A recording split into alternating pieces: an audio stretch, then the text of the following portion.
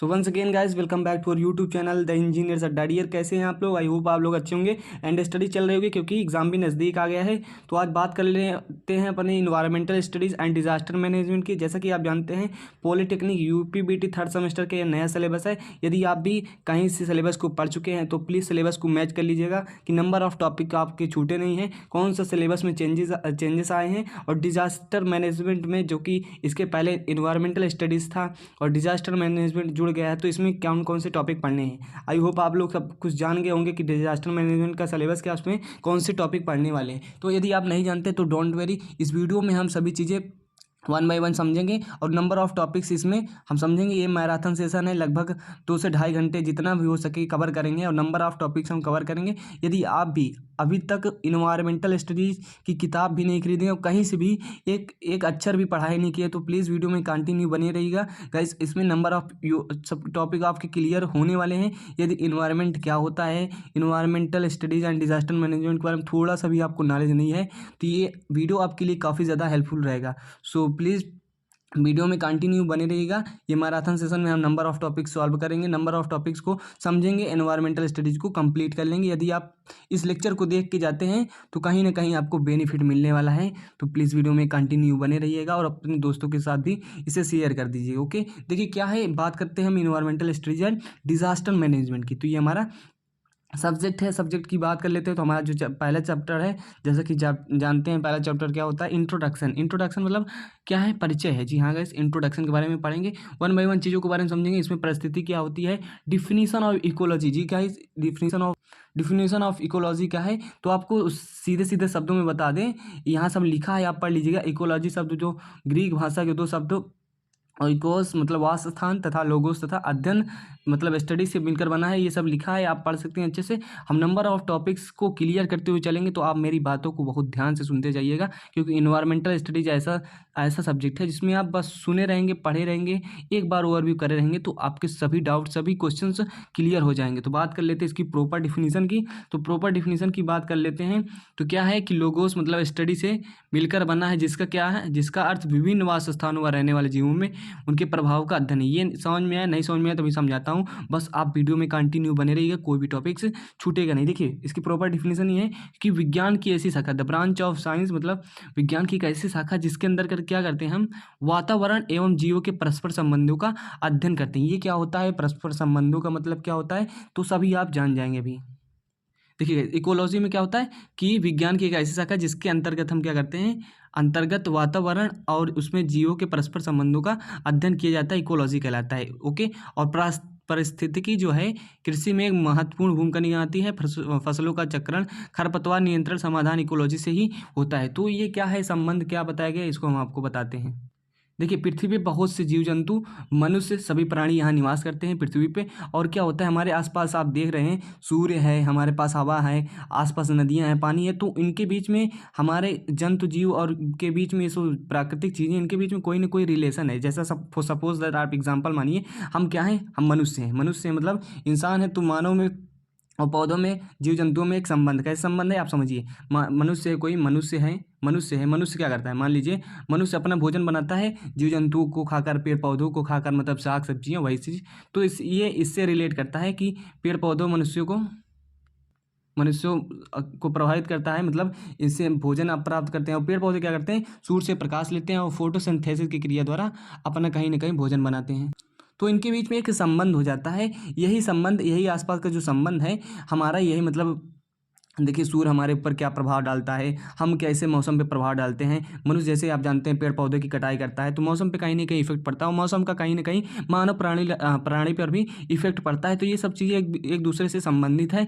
तो यही जो अध्ययन करेंगे, यही सब हमारा क्या है, इकोलॉजी है। इकोलॉजी में क्या पढ़ते हैं, इकोलॉजी को हम समझ लेते हैं कि पर्यावरण के बारे में सबसे पहले समझते हैं। तो पर्यावरण की सिंपल सी डिफिनीशन यार यही है कि हमारे आसपास की जो सभी चीज़ें हैं, जीवों को सामूहिक रूप से प्रभावित करने वाले कारक जो होते हैं, सूर्य जैसे सूर्य, मौसम, बाढ़, नदी, झील, झरने, जो भी चीज़ें हैं, मौसम, हमारे आसपास की चारों चीज़ें हैं, जो भी चीज़ें नंबर ऑफ, वो हमको जो प्रभावित कर रहे हैं सामूहिक रूप से, वो हमारा क्या है कि हमारा पर्यावरण है। या आप कह सकते हैं हमारे आसपास के चारों तरफ के जो आवरण है मतलब वही पर्यावरण। पर्यावरण क्या है, 2 वर्ड से मिलकर बना है। अभी आपको मैं एकदम सिंपल से डिफिनीशन बताने वाला हूँ।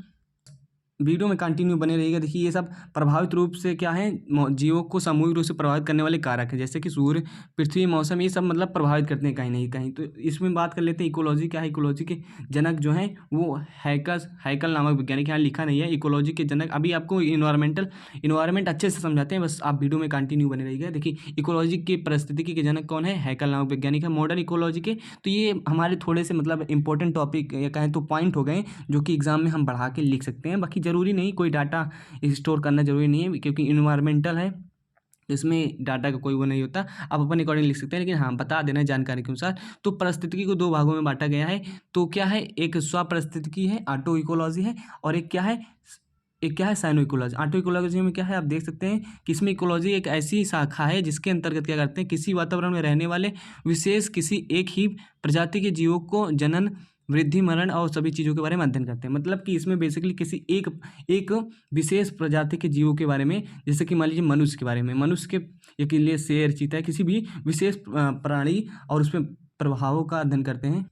जैसे कि मनुष्य कैसे जीता है, क्या खाता है, किस प्रकार अपन दिनचर्या रहती है उसकी, जनन कैसे करता है और वृद्धि और उसका मरण, पोषण, उत्सर्जन, ये सब चीज़ें अब किसी विशेष जीव जंतु के बारे में पढ़ते हैं। तो उसमें इकोलॉजी में जो हो जाता है, उसमें क्या हो जाता है, वो हमारा स्वपारिस्थितिकी हो जाता है। ये सपोज दैट आप मान लीजिए, और ये क्या होता है, इसके दूसरा वाला जो है समपारिस्थितिकी मतलब साइनो इकोलॉजी। साइनो इकोलॉजी में क्या पढ़ने वाले हम, कि इस शाखा के अंतर्गत किसी वातावरण में रहने वाले विभिन्न जीवों की प्रजातियों को आपसी संबंध के बारे में, मतलब जो भी हमारे आसपास के जीव, मतलब जीव जंतु, मनुष्य, पेड़ पौधे, जीव जंतु, जो भी आसपास की चीज़ें, इनके बीच में जो सीधा सा रिलेशन है, कहीं ना कहीं इंटरकनेक्शन है एक दूसरे के बीच में। मान लीजिए पेड़ पौधे हैं, पेड़ पौधे से हम क्या करते हैं, सांस लेते हैं, और हम पेड़ पौधों को क्या करते हैं, कहीं ना कहीं प्रभावित करते हैं, या कुछ मतलब एक दूसरे से संबंधित हैं। और तो यही संबंध इनका जो होता है सभी जीवों को एक दूसरे से, वो क्या होता है, वो हमारा हो जाता है पारिस्थितिकी। इसकी बात कर लेते हैं इकोसिस्टम की। इकोसिस्टम क्या होता है, आपको सिंपल से बता दें। इकोसिस्टम आप समझ सकते हैं बायोटिक और नॉन बायोटिक। मतलब देखिए ये हमारे आसपास के सभी जैव मतलब जिसमें जीव हो, जीवन हो, लिविंग ऑर्गेनिज्म जो हो, ये सब चीज़ें, तथा क्या होता है अजैव मतलब नॉन लिविंग। दोनों ही चीज़ें एक दूसरे को प्रभावित करती हैं, जाहिर सी बात है।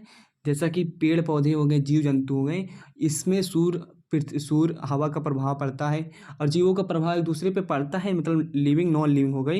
एग्जांपल से समझेंगे तो ज़्यादा समझेंगे। और ये ऐसा सब्जेक्ट है, इसको आप अपने आसपास की चीज़ों से रिलेट करके समझेंगे तो ज़्यादा बेटर रहेगा। ओके, परिस्थिति की बात कर लेते हैं, तो उनका प्रभाव पड़ता है, यहाँ सब लिखा आप पढ़ सकते हैं। पारिस्थितिकी तंत्र का मतलब इकोसिस्टम के बारे में। तो मेनली ये दो चीज़ों से मिलकर बना है, एक बायोटिक कंपोनेंट, एक नॉन एबायोटिक कंपोनेंट, जिसको हम कह सकते हैं जैविक तत्व या घटक, अजैविक घटक। तो इसमें क्या होता है, इसको समझिएगा, बहुत इंपॉर्टेंट टॉपिक है। ओके, तो जैविक में आ जाता है लिविंग। जैविक मतलब जिसमें जीवन हो, लिविंग हो जिसमें जान हो। तो पादप, जीव जंतु, मनुष्य, संपूर्ण पशु पक्षी क्या होते हैं, जैविक होते हैं। जबकि अजैविक की बात की जाए तो आर्द्रता, नमी, हवा, ताप, जल, वायु सभी हमारे नॉन लिविंग ऑर्गेनिज्म इसमें आ जाती है। इसकी बात कर लेते हैं। देखिए स्पीडली हम इसलिए पढ़ा रहे हैं कि आपको बता दिए, मैराथन सेशन है, इसमें हम नंबर ऑफ टॉपिक्स क्लियर करेंगे और without wasting your time example के थ्रू सभी चीज़ों को समझते हुए चलेंगे। ओके, देखिए लिविंग में बात करते हैं, मतलब जिसमें जीव जंतु मनुष्य आते हैं। इसमें क्या होता है, एक उत्पादक होता है, एक होता है हमारा उपभोक्ता। इसको अच्छे से समझिए, जरूरी है। एक होता है अपघटक, मतलब कि प्रोड्यूसर, कंज्यूमर एंड डिकम्पोजर। और नॉन लिविंग में मतलब एबायोटिक में आता है क्या, जल, ताप, हवा, आर्द्रता, नमी, ये सब चीज़। इसको अच्छे से समझते हैं। उत्पादक की बात की जाए तो इस उत्पादक में जो होता है हमारा, इसको नोट्स बना सकते हैं, नोट्स को पढ़ सकते हैं। यदि आप मेरे चैनल पर नए हैं तो पहले चैनल को सब्सक्राइब कर लीजिए, और इस नोट्स को यदि पाना चाहते हैं तो मेरे टेलीग्राम को ज्वाइन कीजिए, जो कि डिस्क्रिप्शन में लिंक मिल जाएगी, या मेरे अबाउट सेशन में आपको लिंक मिल जाएगी। तो आप वहाँ से इसको गेन कर सकते हैं। तो ओके, आपको चलिए बात करते हैं हम पादप, ये हमारे जो उत्पादक हैं, तो इस उत्पादक की बात कर लेते हैं। तो गाइस, तो इसमें दो चीज़ें आ जाती हैं, एक स्वापोषित हो जाता है, एक परपोषित हो जाता है। तो ऑटोट्रॉप्स होता है कि हेटरोट्रॉप्स होता है। इसमें क्या होते हैं, इसमें हमारे हरे पेड़ पौधे जो प्रकाश संश्लेषण की स्वयं क्रिया करके भोजन बनाते हैं, उस स्वपोषित हो जाते हैं। और ये जो अपना भोजन स्वयं न बनाकर पेड़ पौधों पर दूसरे अन्य जीवों पर आश्रित होते हैं, वह परपोषी हो जाते हैं। बात कर लेते हैं उपभोक्ता की। ये पहले इसको बात कर लेते हैं, जरूरी है। इसके बाद ये काफ़ी ज़्यादा इंपॉर्टेंट टॉपिक है, तो इसको अच्छे से जान लें। अब घटक क्या होते हैं, देखिए आप देखे होंगे कि ये मृतोपजीवी कवक और बैक्टीरिया होते हैं, जो मरे हुए उत्पादक को सरल कार्बनिक, ये सब क्या आपको समझाता हूँ। आप आसपास के कहीं देखे होंगे कोई जीव जंतु मर गया होगा, तो धीरे धीरे क्या होता है, वो सड़ने लगता है और धीरे धीरे डिकम्पोज हो जाता है। कहीं ना कहीं वो एकदम मिट्टी में मिल जाता है, तो कुछ बैक्टीरिया उसके आसपास रहते हैं, आप देखे होंगे, सपोज दैट आप देखे होंगे यदि गांव से बिलोंग करते हैं, तो ऐसी स्थिति में क्या होते हैं, कुछ बैक्टीरिया और फंगाई, कवक, वायरस होते हैं जो क्या करते हैं, मरे हुए जीवों को एकदम सरल कार्बनिक पदार्थों में बदल देते हैं। तो यही कहने का इसका आशय है। उपभोक्ता, जो कि यहाँ हमने देखा था, वो हमारा एक थोड़ा बड़ा टॉपिक है, इसलिए मैंने यहाँ अलग से ले लिया है। उपभोक्ता की बात कर लेते हैं गाइस। तो कंज्यूमर होता है, कंज्यूमर क्या होता है आप समझ सकते हैं। प्राथमिक उपभोक्ता और कंज्यूमर क्या होता है, जो कंज्यूम करता है, जो उसका उपभोग करता है, मतलब उत्पादक जो उत्पादित करता है, कंज्यूमर जो उसको खाता है, उसको कंज्यूम करता है। देखिए, आप मान लीजिए किसी दुकान पे जाते हैं, तो दुकान से आप कुछ लेते हैं तो आप उपभोक्ता बन जाते हैं, उपभोग करने वाले बन जाते हैं। तो इसमें समझ लेते हैं प्राथमिक उपभोक्ता, द्वितीयक उपभोक्ता और तृतीयक उपभोक्ता। Primary consumer, secondary and territory, ये क्या होते हैं आपको समझा देते हैं। प्राइमरी कंज्यूमर वे सभी कंज्यूमर होते हैं, उपभोक्ता होते हैं। इसमें हरे हरे पौधे वनस्पतियों का सेवन करने वाले सभी जीव जंतु, जो खरगोश, हिरन, गाय, भैंस, टिड्डा, ये सब आते हैं। मतलब कि जो क्या बेसिकली करते हैं, हरे हरे पेड़ पौधे का ही सेवन करते हैं। तो ये सब इसमें आ जाते हैं। मेनली हमारा खरगोश, हिरन हिरन टिड्डा कह सकते हैं, 3 चीज़ तो इसमें आते ही आती हैं। बात करते हैं और उपभोक्ता में द्वितीय उपभोक्ता।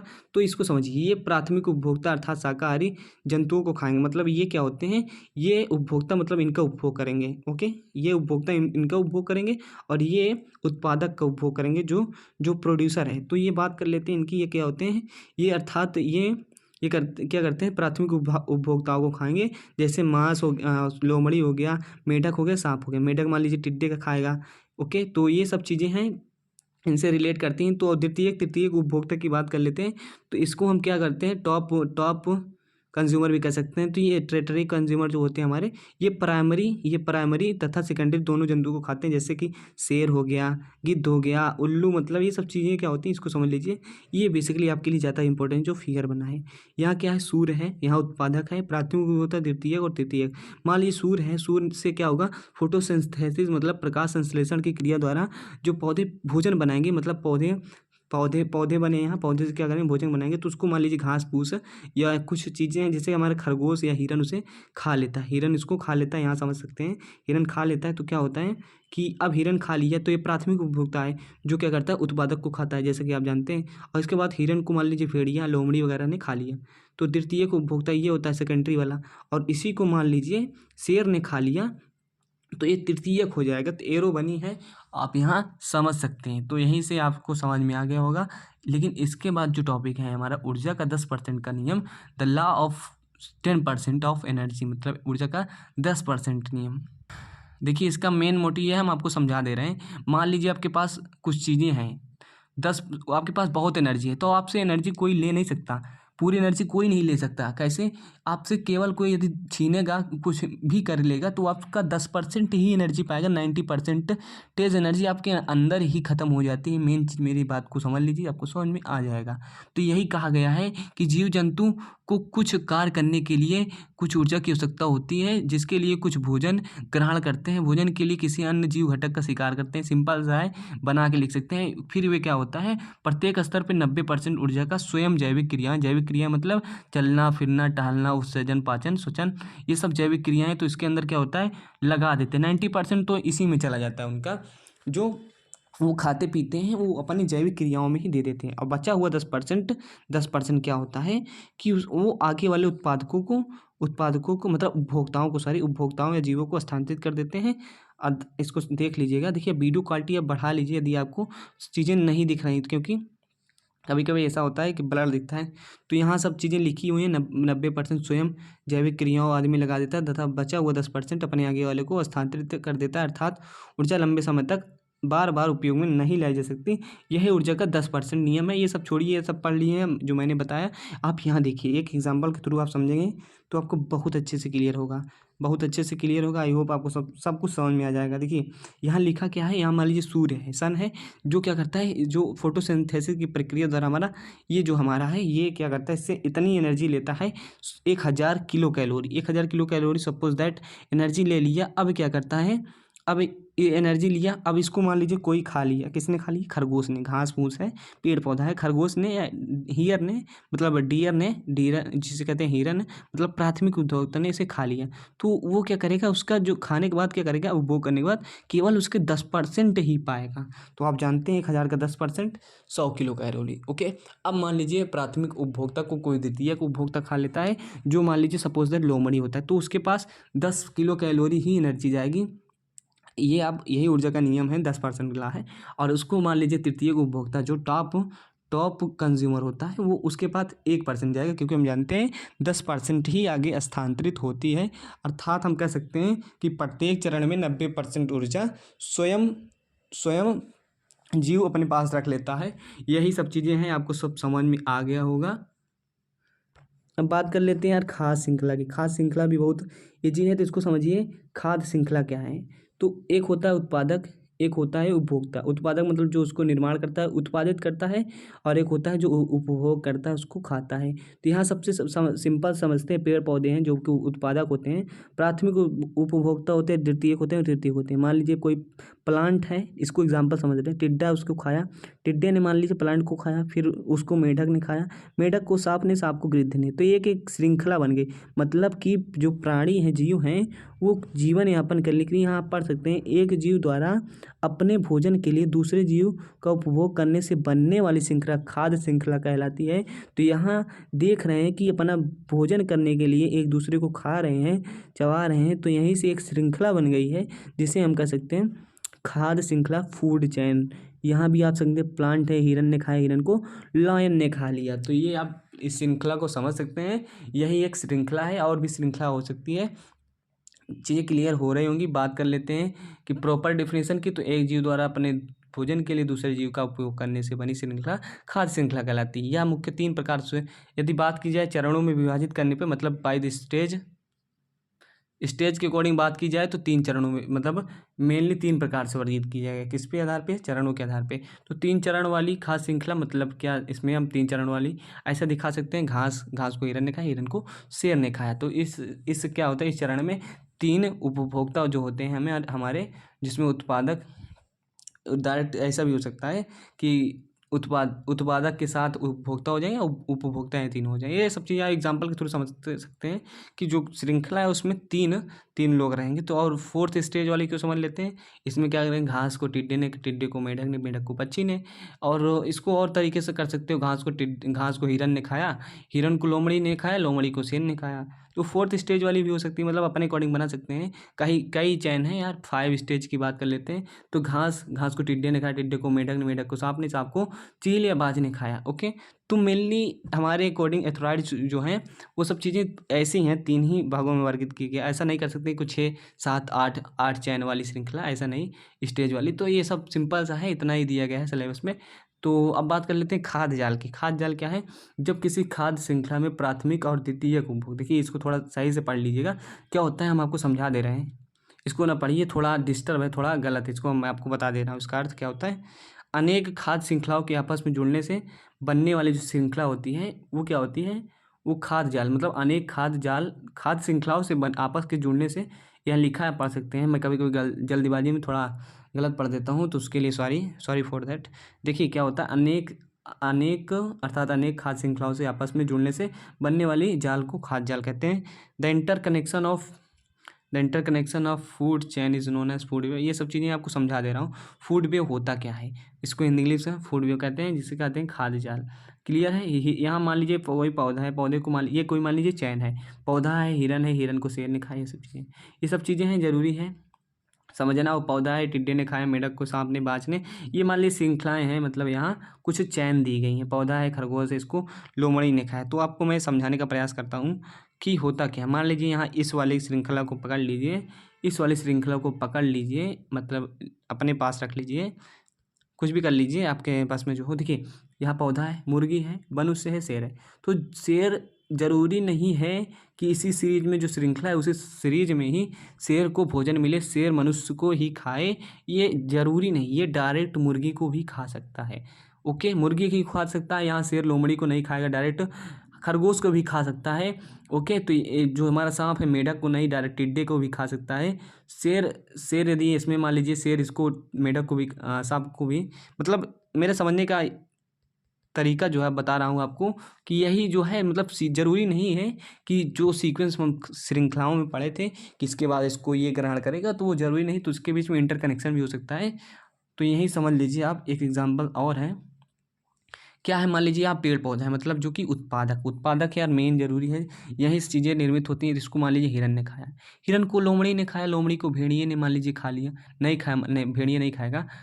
अरे यार, सब कोई ऐसा थोड़ी खा लेगा। मान लीजिए आदमी शेर को खा लेगा, ये कह दीजिए कि शेर शेर खा लेगा चींटी को, ऐसा नहीं। मतलब जो जिसको खाता है उसी के अनुसार समझेंगे। पेड़ पौधा मान लीजिए टिड्डा खाया, टिड्डे को मान लीजिए मेढक ने खाया, या टिड्डे क्या हुआ, टिड्डे को मेढक ने खाया, मेढक को मान लीजिए या टिड्डा जो है, चूहा जो है वो क्या खाया, वो यहाँ बना, इसको आप समझ सकते हैं। इसको थोड़ा प्रयास कीजिएगा, आपको सब समझ में आ जाएगा। तो यहाँ मान लीजिए इंटरकनेक्शन है। शेर क्या कर सकता है, हिरन को भी खा सकता है, बिल्लू को खा सकता है, और भेड़िया जो है, भेड़िए को भी खा सकता है, और भेड़िया हमारा हिरन को भी खा सकता है।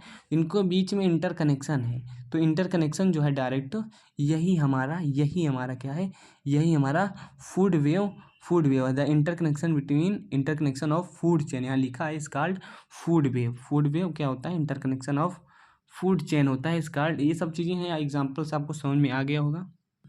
देखिए सब बात कर लेते हैं अगले टॉपिक की, जो कि सस्टेनेबल डेवलपमेंट है। बहुत ज़रूरी टॉपिक है, तो अच्छे से समझिए। देखिए मेरी बात को सुन लीजिए, आपको सब समझ में आ जाएगा। मान लीजिए आज हम विकास कर रहे हैं, आज हम अच्छी लाइफ जीने के लिए बड़े बड़े वाहनों का प्रयोग कर रहे हैं, लग्जरी लाइफ जीने के लिए बड़े बड़े अच्छे अच्छे लग्जरी मकानों में रह रहे हैं। तो ये सब चीज़ें कर रहे हैं जिस क्या करें, अपने जीवन को आसान बना रहे हैं, मशीनों का निर्माण कर रहे हैं और भी चीज़ें कर रहे हैं। तो विकास तो हो रहा है, लेकिन ये ऐसा विकास तो नहीं कर रहे हैं कि आने वाली पीढ़ी को प्रभावित कर रहा हो।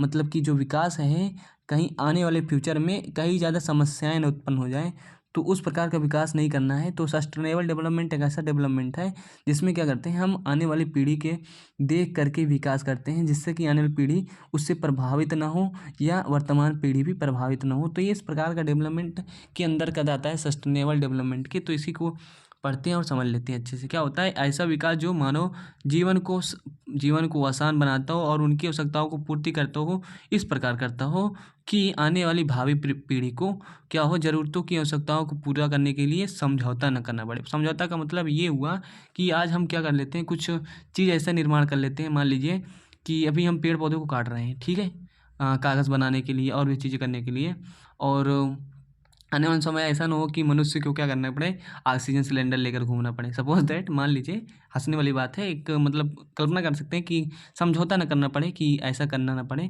और मान लीजिए प्रदूषण बहुत हो रहा है इस समय, मान लीजिए दिल्ली वगैरह में चले जाइए, एनसीआर में, तो प्रदूषण का कारण क्या है कि बहुत लोग मास्क लगा के चल रहे हैं, बीमार पड़ जा रहे हैं, तो उसके लिए अलग से व्यवस्थाएं करना पड़ रहा है, समझौता करना पड़ रहा है एक प्रकार से।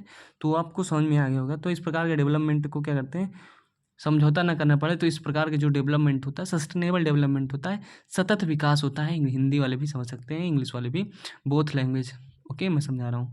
बात कर लेते हैं क्या है सतत विकास की संकल्पना की प्रमुख विशेषताएं। जो मेन विशेषताएं हैं वो क्या है, तो सतत विकास एक विकास की ऐसी प्रक्रिया है कि नोट्स आपके सिलेबस के अकॉर्डिंग बनी है, कोई भी टॉपिक छूटने वाला नहीं है, तो बस टेंशन न लीजिएगा आप। बस सतत विकास की एक ऐसी प्रक्रिया है जिसमें पर्यावरणीय, सामाजिक और आर्थिक संसाधनों का दोहन इस प्रकार किया जाता है, पर जोर दिया जाता है कि संसाधन पूर्ण रूप से नष्ट न हो। इसमें भविष्य में संसाधनों को पुनः प्रयोग पर महत्व दिया जाता है। जाहिर सी बात है, ऐसा ना हो कि आज हम इतना चीज़ों का प्रयोग कर लें अच्छे से अपने जीवन को लग्जरी बनाने के लिए कि आने वाले कल गत वर्षों में वो चीज़ ही न बचे। तो ऐसा नहीं करना है, इस चीज़ पे को भी ध्यान में देकर रखना है, विकास करना है। तो यही चीज़ें यहाँ मेंशन है कि जो भी चीज़ें मान लीजिए पेट्रोलियम है, तेल है हमारे पास, और भी कोयले की खदानें हैं, तो उसका इस प्रकार प्रयोग न कर लें कि वो एकदम से ख़त्म हो जाए। दूसरा टॉपिक क्या है, सतत विकास जो है, सतत विकास का प्रयोजन वर्तमान और भविष्य की पीढ़ियों को देखकर, मतलब उनको क्या है,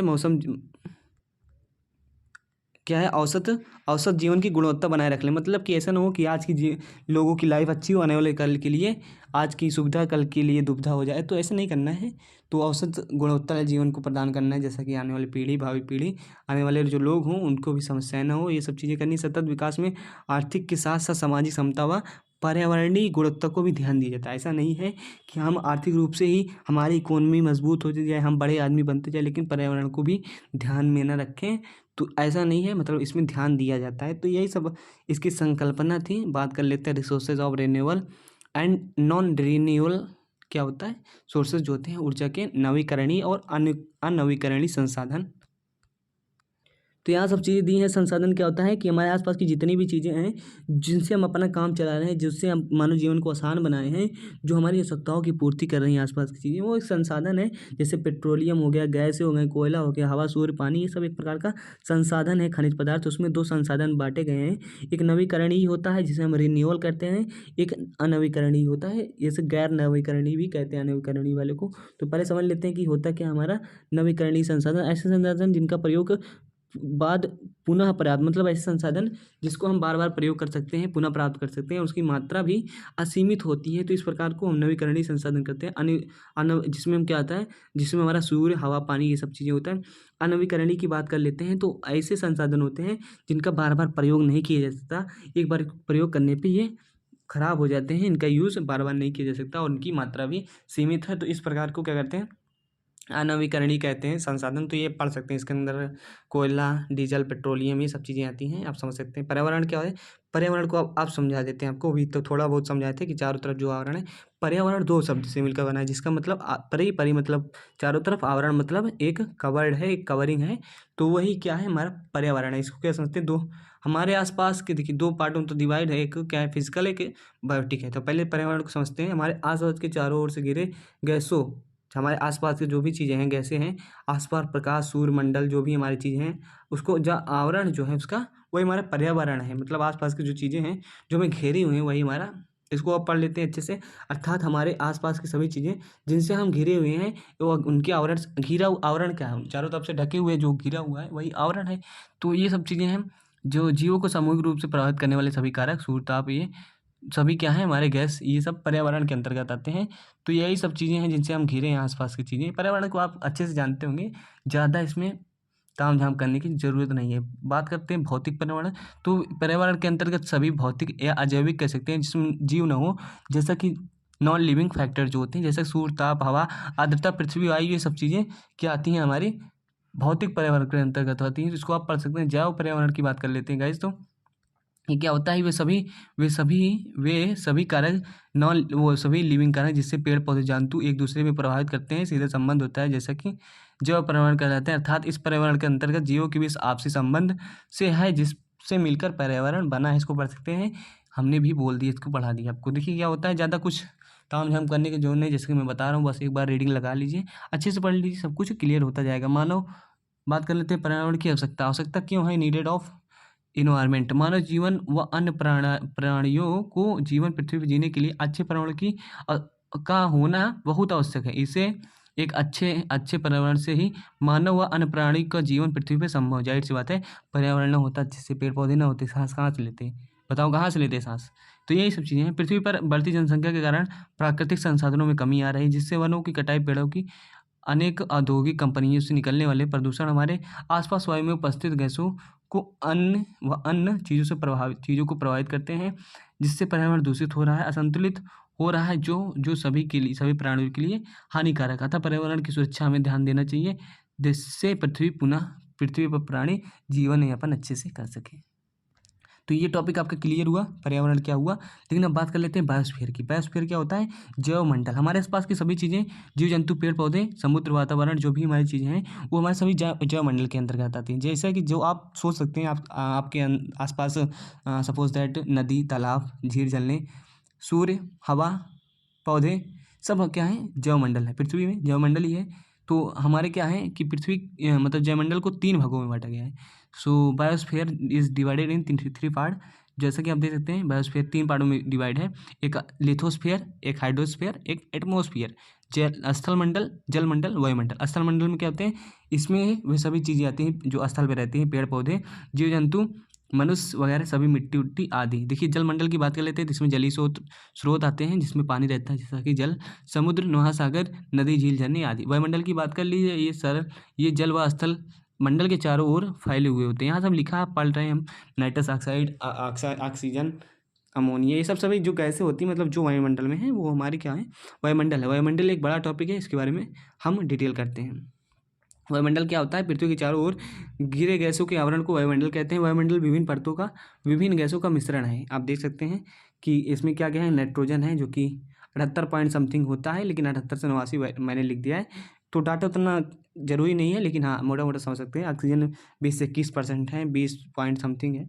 आर्गन जो है 0.93 है, कार्बन डाइऑक्साइड 0.345 है। तो ये आप समझ सकते हैं, मोटा मोटा मैंने लिख दिया है। अन्य गैसें भी होती हैं, तो क्लियर हो रहा होगा।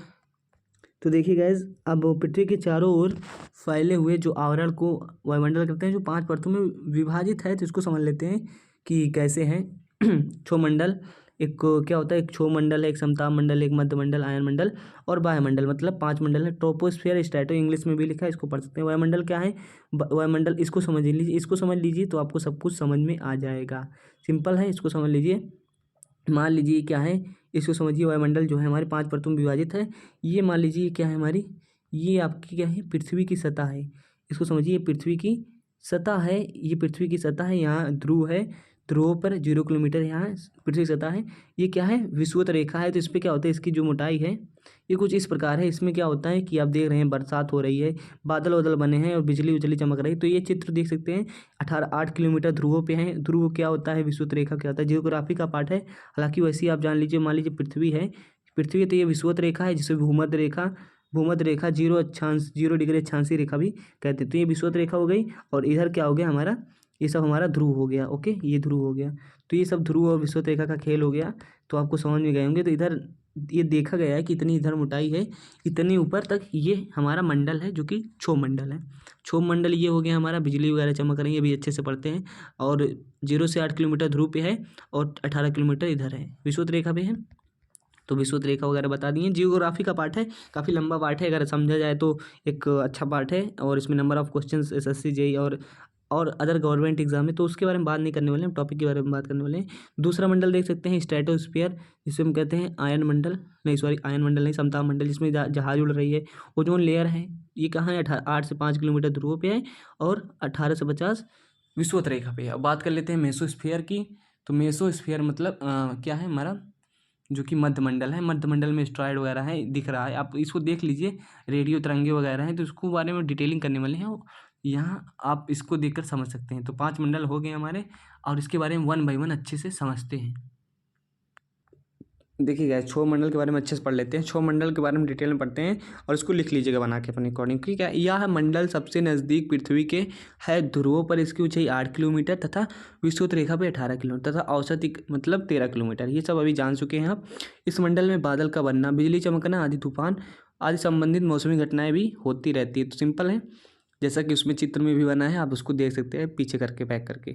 इसमें क्या है, इस मंडल के ऊपर जाने पे देखिए, इस मंडल क्या होता है, खास बात जानने के लिए, जो 165 मीटर पे 1 डिग्री सेल्सियस की दर से तापमान घटता है। मतलब ऊपर जाने में क्षोभ मंडल में तापमान में गिरावट होती है, और 1 किलोमीटर लगभग ऊंचाई पर जाने पर क्या होता है, लगभग 6 से 7 डिग्री सेल्सियस, 6 से 7 डिग्री, यहाँ लिखा नहीं, लेकिन 6 से 7 डिग्री सेल्सियस टेम्परेचर कम हो जाता है 1 किलोमीटर की। बात कर लेते हैं समताप मंडल की। तो ये क्या होता है कि यह क्षोभ मंडल के बाद दूसरी पृथ्वी की सतह से, जो हमारा एक सतह दूसरी एक परत है, जो कि पृथ्वी सतह से और क्षोभमंडल के बाद का है। तो क्षोभमंडल की ऊपरी परत है, यह ध्रुवों पर 8 से 50 किलोमीटर विषुवत रेखा पे 18 से 50 किलोमीटर की ऊंचाई पे पहुंची है, मतलब ऊंचाई तक फैली। आप देख सकते हैं, अभी चित्र में दिखाया था मैंने। इस मंडल में ओजोन 3 लेयर पाई जाती है। O3 सूर्य से निकलने वाली परावैंगनिक किरणों, यूवी रेज, अल्ट्रावायलेट रेज को प्रभावित कर देती है। यहाँ वायुयान उड़ने के लिए आदर्श मंडल माना गया। मतलब यहाँ वायुयान मतलब इंटरनेशनल विमान यहीं उड़ते हैं, आप समझ सकते हैं इसको। काफ़ी अच्छा टॉपिक है और पढ़ने लायक टॉपिक। मेसोस्फीयर की बात कर लेते हैं, तो ये बेसिकली क्या होता है हमारा, ये समताप मंडल, आयन मंडल या वायुमंडल के बीच का मध्य मंडल, तभी तो इसको मध्य मंडल बोलते हैं। और इसकी मोटाई इतना इतना होती है, 8 से 50 से 80 किलोमीटर तक होती है। इस मंडल में सबसे न्यूनतम तापक्रम इतना पाया जाता है। उल्कापिंड संबंधी सभी घटनाएं भी इसी मंडल में होती रहती हैं, ये वायरी करता रहता है, इसी मंडल में पाया होती हैं। तो ये सब चीज़ें हैं। आयन मंडल की बात कर लेते हैं। तो पीडीएफ के लिए आपको टेलीग्राम ज्वाइन करना पड़ेगा, जिसकी लिंक डिस्क्रिप्शन अबाउट सेक्शन हमारे चैनल पे, या डायरेक्ट आप मेरा चैनल सर्च कर सकते हैं टेलीग्राम पे, वहाँ से आप इसको पा सकते हैं। ओके, एंड चैनल पे नए हैं तो प्लीज़ करके आप चैनल को सब्सक्राइब कर लीजिए, बार बार ना कहना पड़े, प्लीज़ करके इसको शेयर कर दीजिएगा यदि आपको लगता है कि मैंने आपके लिए मेहनत की है तो। ओके, सिंपल सा फंडा है, मैंने आपके लिए कुछ किया तो आपको करना पड़ेगा। आयन मंडल की बात कर लेते हैं तो यह मंडल 80 से 640 किलोमीटर की मोटाई तक फैला है। इसमें रेडियो तरंगें पाई जाती हैं जिससे रेडियो संचार संबंधी सभी व्यवस्थाएं पृथ्वी में इसी मंडल पर पाई जाती हैं। अर्थात पृथ्वी से छोड़ी गई तरंगें जो होती हैं मंडल में परिवर्तित होकर वापस लौटती है इसी मंडल से, जो भी हम रेडियो वगैरह। देखिए, अच्छा चीज़ों को बहुत अच्छे से जानना है तो यार वो डिटेल क्लास में मिली है ना, डिटेल क्लास में सब कुछ बेसिक से हमने बताया है, तो वहाँ आपको समझ में आएगा। यहाँ मैं स्पीडली भाग रहा हूँ, आपको लग रहा होगा कि कुछ बता नहीं रहे हैं, कुछ छोड़ दे रहे हैं, ऐसे हवा हवाई उड़ रहे हैं, तो जाइए डिटेल क्लास देखिए, प्लेलिस्ट की लिंक मिल जाएगी। देखिए क्या है, प्लेलिस्ट भी बन चुकी है। क्या है, वायुमंडल।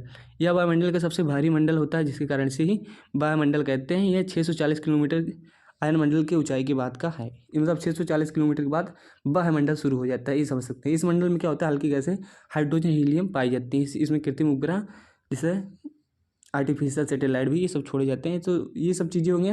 और पर्यावरण के अवयव की बात कर लेते हैं जो 2 नंबर में आता है, तो जल, सूर्य, आर्द्रता, वायु, गैसें हमारी जो है वो हमारी सब क्या है, पर्यावरण के अवयव है, मतलब एलिमेंट हैं, घटक हैं, इंग्रेडिएंट हैं, ये सब कह सकते हो। तो ये सब चीज़ें क्लियर हो रही होंगी।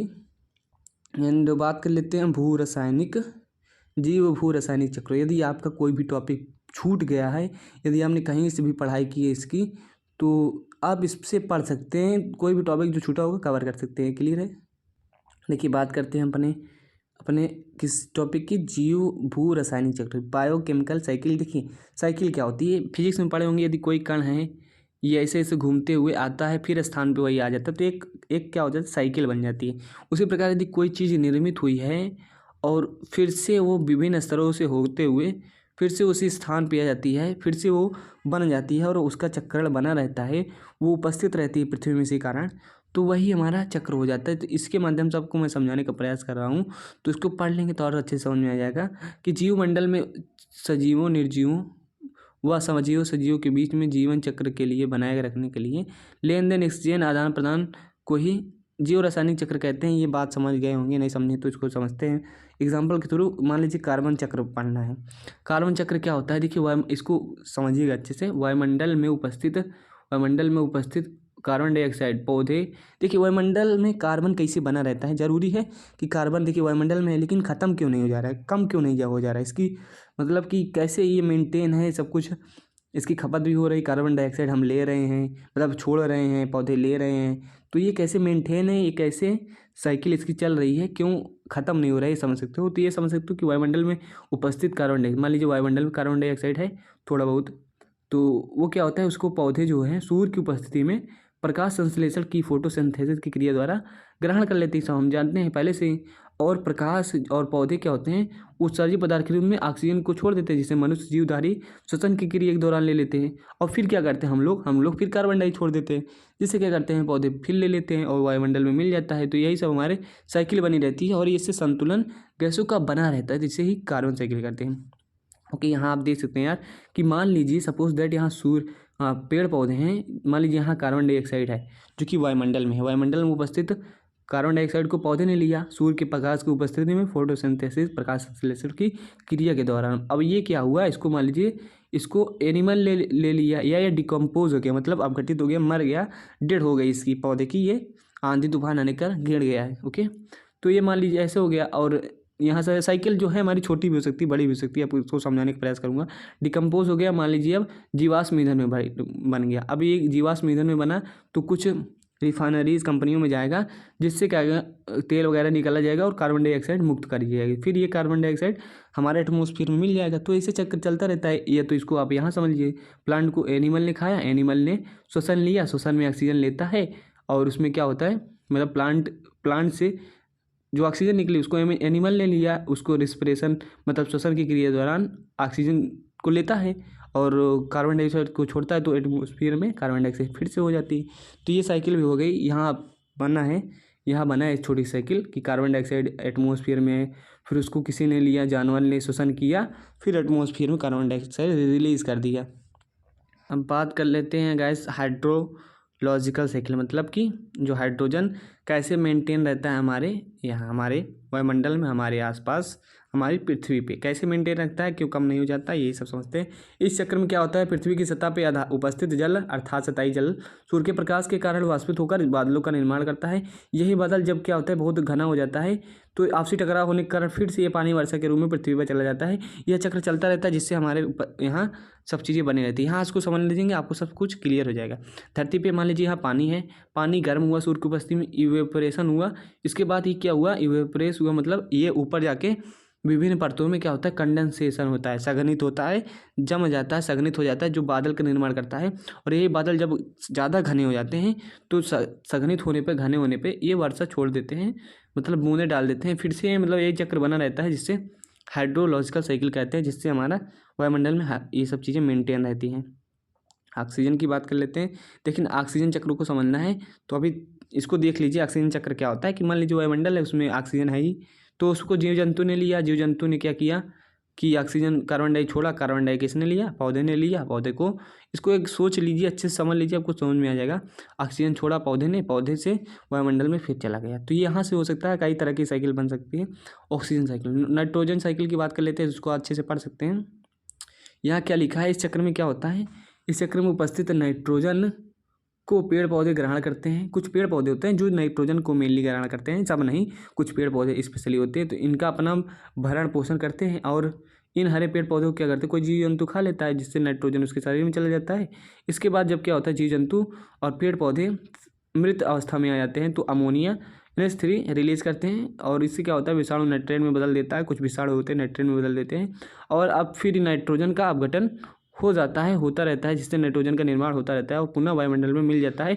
इस तरह लगातार नाइट्रोजन चक्र चलता रहता है जिससे वायुमंडल में नाइट्रोजन की मात्रा संतुलित रहती है। यहाँ समझ लीजिए इसको अच्छे से कि मान लीजिए एटमॉस्फेयर में नाइट्रोजन है, उसको किसी पौधे ने ले लिया, पौधे ने लिया, उसे मान लीजिए सपोज दैट एनिमल ने खा लिया, मान लीजिए खा लिया, नहीं खाया तो क्या हुआ कि ये मतलब ख़त्म हो गया, डेड हो गई इसकी, या इसको भी समझ लीजिए इसकी भी डेड हो गई। तो यहाँ से अमोनिया गैस रिलीज करेगा कुछ विषाणुओं के थ्रू, तो इसके जब नाइट्रेट में बदल जाएगा, इसको आप अच्छे से याद कर लीजिएगा, इंपॉर्टेंट है। फिर यहाँ से इसका अपघटन नाइट्रेट में हो जाता है, जिससे नाइट्रोजन गैस रिलीज, देखा ऐसे करके देखा गया एक्सपेरिमेंटली, तो हम आपको ऐसे समझा रहे हैं, लेकिन हाँ समझने का प्रयास कीजिएगा। और डिटेल क्लास में यार बहुत तेज़ी से सब कुछ अच्छे से बताया है, तो उसे भी देखने का प्रयास कीजिएगा यदि आपके पास टाइम हो और ज़्यादा जानकारी लेनी हो। ऑक्सीजन साइकिल क्या है अभी दिखाया था, और इसको पढ़ लेते हैं। जीव जंतु मानव सहित अन्य प्राणियों को ऑक्सीजन श्वसन क्रिया के दौरान कार्बन डाइऑक्साइड मुक्त करता है, मतलब श्वसन जब लेता है तो ऑक्सीजन लेता है और कार्बन डाइऑक्साइड मुक्त करता है, जिससे क्या होता है, पेड़ पौधे ग्रहण कर लेते हैं, पुनः ऑक्सीजन, और पेड़ पौधे निकाल देते हैं। कार्बन डाइऑक्साइड लेना है उनको, कार्बन डाइऑक्साइड लेंगे और ऑक्सीजन निकाल देंगे, जिसे हम लोग ले लेंगे, और वो फिर क्या होगा, बैलेंस बना रहता है। इसको आप पढ़ लेते हैं, वायुमंडल में चला जाता है। ये सब चीज़ें मैं स्पीडली पढ़ा रहा हूँ क्योंकि ज़्यादा रॉकेट साइंस है नहीं, आप रोक के पढ़ सकते हैं। तो एक लेक्चर तो आपको मान लीजिए एक चैप्टर जो होगा हमारा आ गया ना, एयर पोल्यूशन, मतलब ये जो पहला चैप्टर था वो काफ़ी बड़ा है, आप देख सकते हैं। हमने जो इन्वायरमेंटल स्टडीज और डिजास्टर मैनेजमेंट पढ़ाना शुरू किया तो काफ़ी ज़्यादा लंबा था, लेकिन इसके बाद जो भी सिलेबस है बहुत ज़्यादा छोटे छोटे हैं, ईजी हैं। तो नंबर ऑफ़ टॉपिक्स हमने क्लियर कर रहे हैं और धीरे धीरे हम कम। तो चलिए गाइस लगे हाँ, तो चैप्टर 2 एयर पोल्यूशन की बात कर लेते हैं। तो ये हमारा एयर पोल्यूशन है, तो इसको थोड़ा समझते हैं, और ज़्यादा कुछ है नहीं खास।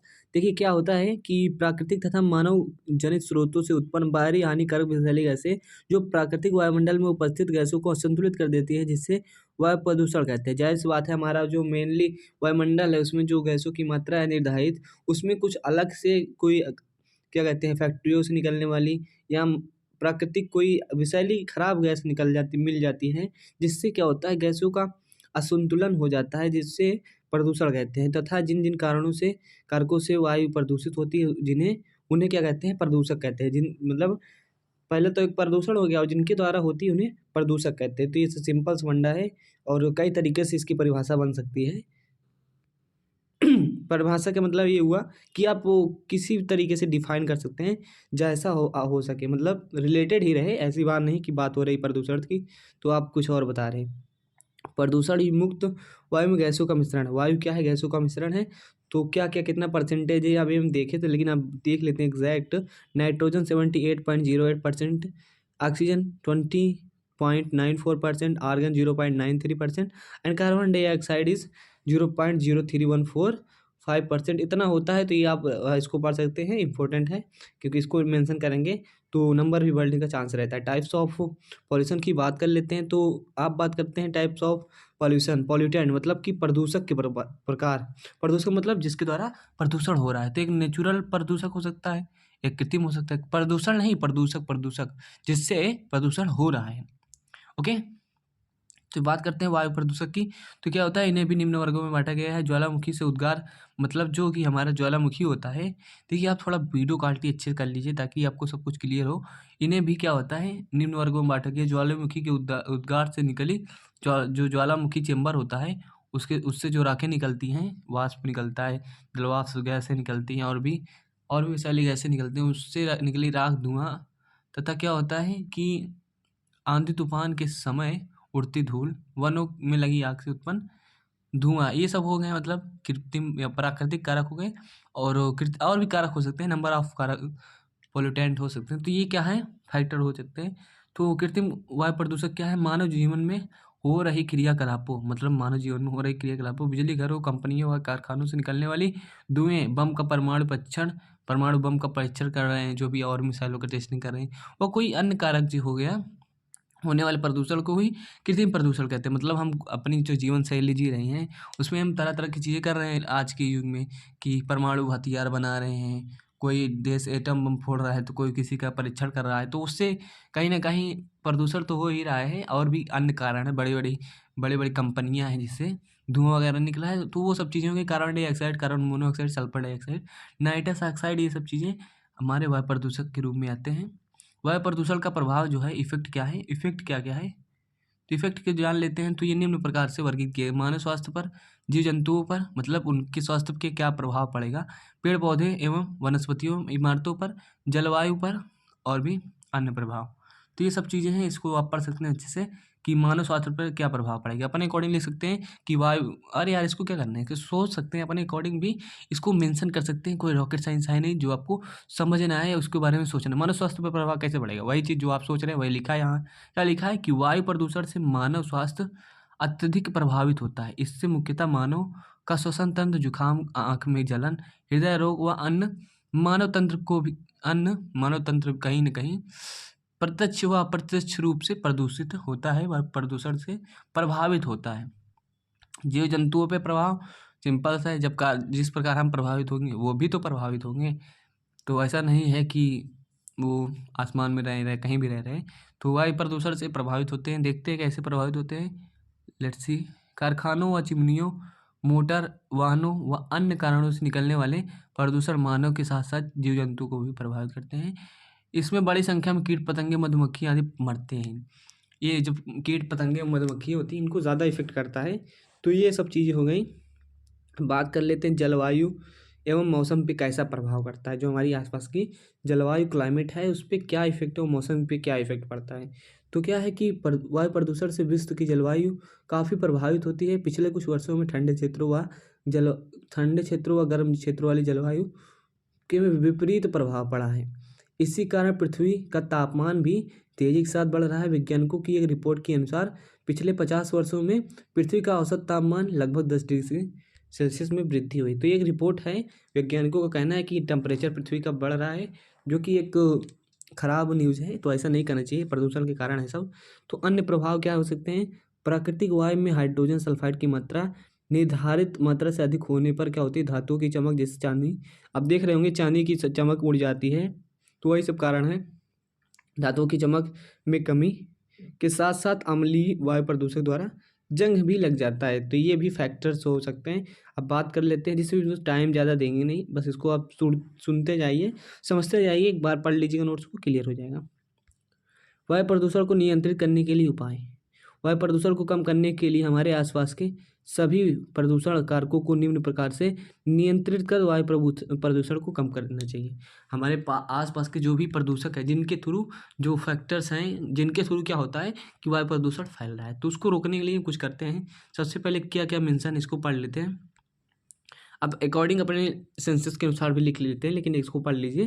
क्या होता है कि विद्युत शक्ति संयंत्र, जो पावर प्लांट होते हैं, कोयला वगैरह जहाँ बिजली बनती है, वह कारखानों से निकलने वाले धुएं को चिमनी से बढ़ा देना चाहिए। मतलब जो भी चिमनियाँ होती हैं जिनके थ्रू क्या धुआं और अपशिष्ट पदार्थ बाहर निकलता है, तो उसको क्या कर देना चाहिए, उठा देना चाहिए, ऊंचाई उसकी बढ़ा देनी चाहिए। सीधी बात की जाए, सही शब्दों में, ज़्यादा इधर उधर ना किया जाए, तो यही होता है।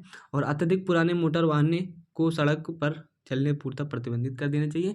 जाहिर सी बात है, सरकार द्वारा इस पर रोक लगाना चाहिए। क्या करना चाहिए कि मोटर गाड़ी जो कि पुरान टूटी फूटी हो सकी है, उसको भाई बैन कर देना चाहिए। आप अगर बैन कर देंगे, कुछ लोग को घाटा होगा, बहुत घाटा होगा। जिसकी एक पुरानी चरपैया रहेगी उसकी अगर ऐसे ही चली गई पुरान होने के कारण, तब तो ठीक है, तब तो फिर उसके लिए फिर बल्ले बल्ले है। तो समझ सकते हैं ये सब फैक्टर हैं। और रेल, जो रेल वगैरह थी पुरानी समय में, शोले की पिक्चर के समय में, कि जो शोले क्या और भी पिक्चर्स हैं, फिल्म मूवी की बात छोड़ते हैं, काम की बात पकड़ते हैं। रेल यातायात वाहनों में ईंधन के रूप में कोयला, डीजल के बजाय इलेक्ट्रिक का प्रयोग कर लेना चाहिए। जो भी आजकल की रेल थी, पहले थी, क्या होता है जिसमें हम डीजल इंजन का प्रयोग नहीं था, कोयला वाले इंजन का प्रयोग था, तो उसको मॉडिफाई करके इलेक्ट्रिक इंजन वाला प्रयोग करना चाहिए, जिससे कम से कम धुआं वगैरह निकले। यही सब लिखिए, मेंशन ही। तो ये सब चीज़ें हैं। और ओजोन परत को क्षति करने वाली CFC, क्लोरोफ्लोरोकार्बन के उत्पादक जिसे जानते हैं, जो रेफ्रिजरेटर वगैरह होते हैं और अन्य भी उत्पादक होते हैं जिनसे CFC बहुत बड़ी मात्रा में निकलती है, तो उसको, उन उत्पादकों को बैन करना देना चाहिए। जिससे क्या होता है कि आप जानते हैं ओजोन लेयर में ये हानिकारक गैस जो CFC है, ये रिएक्ट करती है और ओजोन लेयर में छेद हो गया है, जिससे क्या हो रहा है कि पृथ्वी पे अल्ट्रावायलेट रेज जो हैं वो आ रही हैं, जिससे कई समस्याएं उत्पन्न हो रही हैं। उसके बारे में डिटेल नहीं करेंगे, एक बड़ा सा टॉपिक है। बात करते हैं वायु प्रदूषण नियंत्रण करने की विधियाँ। ये सब थी कि कैसे कैसे क्या क्या कारण हैं, किससे रोका जा सकता है। लेकिन अब विधियों की बात करेंगे, किस प्रकार हम इसको कर सकते हैं। पहला क्या है क्षेत्रीकरण करके, बाई जोनिंग। तो इस जोनिंग में क्या करने वाले हैं हम कि इस विधि में मुख्यतः मानव व उद्योगों को एक दूसरे से अलग रखा जाता है। जोनिंग में क्या करेंगे, बाई जोनिंग में मानव मतलब बस्तियों वगैरह जहाँ मनुष्य रहते हैं उसको, और उद्योग धंधों को यहाँ अलग कर दिया जाता है। सिंपल सा है। इसमें क्या होता है, इस प्रकार प्लानिंग की जाएगी कि शहरों और उद्योगों को 3 से 4 किलोमीटर शहर से दूर रखा जाता है। मतलब कि जहाँ बस्ती रहेगी वहाँ उद्योग नहीं रहेगा, यहाँ यही सब कहा गया है, आप पढ़ सकते हैं। ऑटोमोबाइल से वायु प्रदूषण को कम करना, जो ऑटोमोबाइल्स हैं, जो भी हमारे वाहन हैं, कम करना। जनसंख्या वृद्धि के साथ साथ सड़कों पे वाहनों की भी वृद्धि हुई है। सिंपल है। सड़कों पर क्या हो, चलने वाली वाहनों को मुख्यतः डीजल पेट्रोल से चलते हैं, वायु प्रदूषण में महत्वपूर्ण भूमिका निभाते हैं। इन वाहनों से क्या हो, carbon dioxide, monoxide, sulphur dioxide जैसी विषैली गैसें निकलते हैं, जो प्रदूषण का कारण होता है। क्लियर है। अब बात करते हैं कैसे निवारण करेंगे। वृक्षारोपण करके, क्या है, वृक्षारोपण करके इसको क्या करेंगे, निवारण करने के लिए वृक्षारोपण भी जरूरी है। पेड़ पौधे को वायु प्रदूषण नियंत्रित करने में महत्वपूर्ण भूमिका निभाता है। सिंपल है यार, सब जानते हैं, मैं क्या ही पढ़ूं। और परंतु वृक्षों की अंधाधुंध कटाई से वायुमंडल वायु प्रदूषण और भी बढ़ गया है। अतः हमें पेड़ पौधे व वनस्पतियों को जीवित रखने के लिए उन्हें बढ़ावा देना चाहिए, उस पर जोर देना चाहिए। तो वृक्षारोपण भी जरूरी है यार, बहुत जरूरी है। खाने पीने से तो जरूरी वृक्षारोपण है, क्योंकि भाई पेड़ पौधे नहीं रहेंगे, ऑक्सीजन नहीं मिलेगी। तो ऐसा है तो नहीं कि हम एलियन के पास रहेंगे, रहना पृथ्वी पे है अभी। अभी तो कुछ लोग मंगल पे जाने की बात करें, तो मंगल पे जब जाएंगे तो जाएंगे। अभी पेड़ पौधे को बनाए रखिए, अच्छे से रखिए। देखिए, प्रदूषण के स्रोत क्या क्या सोर्सेज हैं। देखिए, कुछ टॉपिक्स तो थोड़ा इधर उधर हो सकते हैं, मतलब कि जैसे प्रदूषण के स्रोत इसको पहले होना चाहिए, या समझ सकते हैं कुछ भी नहीं। लेकिन तो आपके जितने भी नंबर ऑफ टॉपिक्स हैं वो हम बेसिकली समझेंगे कि ओके, कोई भी टॉपिक छूटने वाला है नहीं। तो अगर सोर्स की बात की जाए तो एक फ्लो चार्ट के माध्यम से समझते हैं। एक नेचुरल हो गया, एक ह्यूमन एक्टिविटीज के कारण, प्राकृतिक स्रोत, हवा का चलना, भूस्खलन, ज्वालामुखी विस्फोट, तापमान में परिवर्तन, ये सब है। वनों की कटाई, उद्योग धंधों, ये सब चीज़ें, परमाणु परीक्षा वगैरह, इसको आप पढ़ सकते हैं।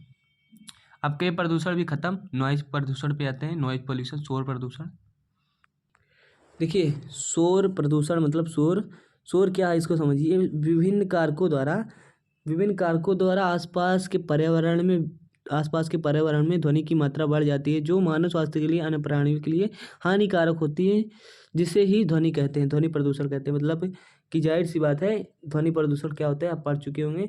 आसपास की जब ध्वनि की सीमित मात्रा से अधिक हो जाता है, शोर होने लगता है, जो कि हमारे लिए बहुत खराब होता है, तो वो ध्वनि प्रदूषण होता है। हेरल के अनुसार बात क्या की गई, कुछ वैज्ञानिक ने इसमें बात कही है कि भैया इसके अनुसार ये होगा कि जो ध्वनि प्रदूषण होता है, शोर होता है, वो उसका जो प्रॉपर डिफिनीशन अपने अनुसार दिया है, तो उसको पढ़ लेते। हेरल वैज्ञानिक थे, उनके अनुसार क्या है कि शोर एक ना चाहने वाली ध्वनि है जिससे सुस्ती बढ़ती है, मतलब एनर्जी में कमी आती है, सुस्ती फील करते हैं लोग, और कुछ औद्योगिक दशाओं में या बहरेपन का भी कारण बनता है। मतलब कुछ इंडस्ट्रियल केसेस में जहाँ बड़ी बड़ी कंपनियां मशीनें चलती रहती हैं, उस केस में बहरेपन का भी कारण बनती है। ये सब चीज़ें होती हैं। विस्टल वैज्ञानिक ने, उन्होंने क्या कहा, शोर एक असुहावनी ना चाहने वाली ध्वनि है। शोर को ना चाहने वाली ध्वनि कहा गया है कि असुहावनी एक ध्वनि है।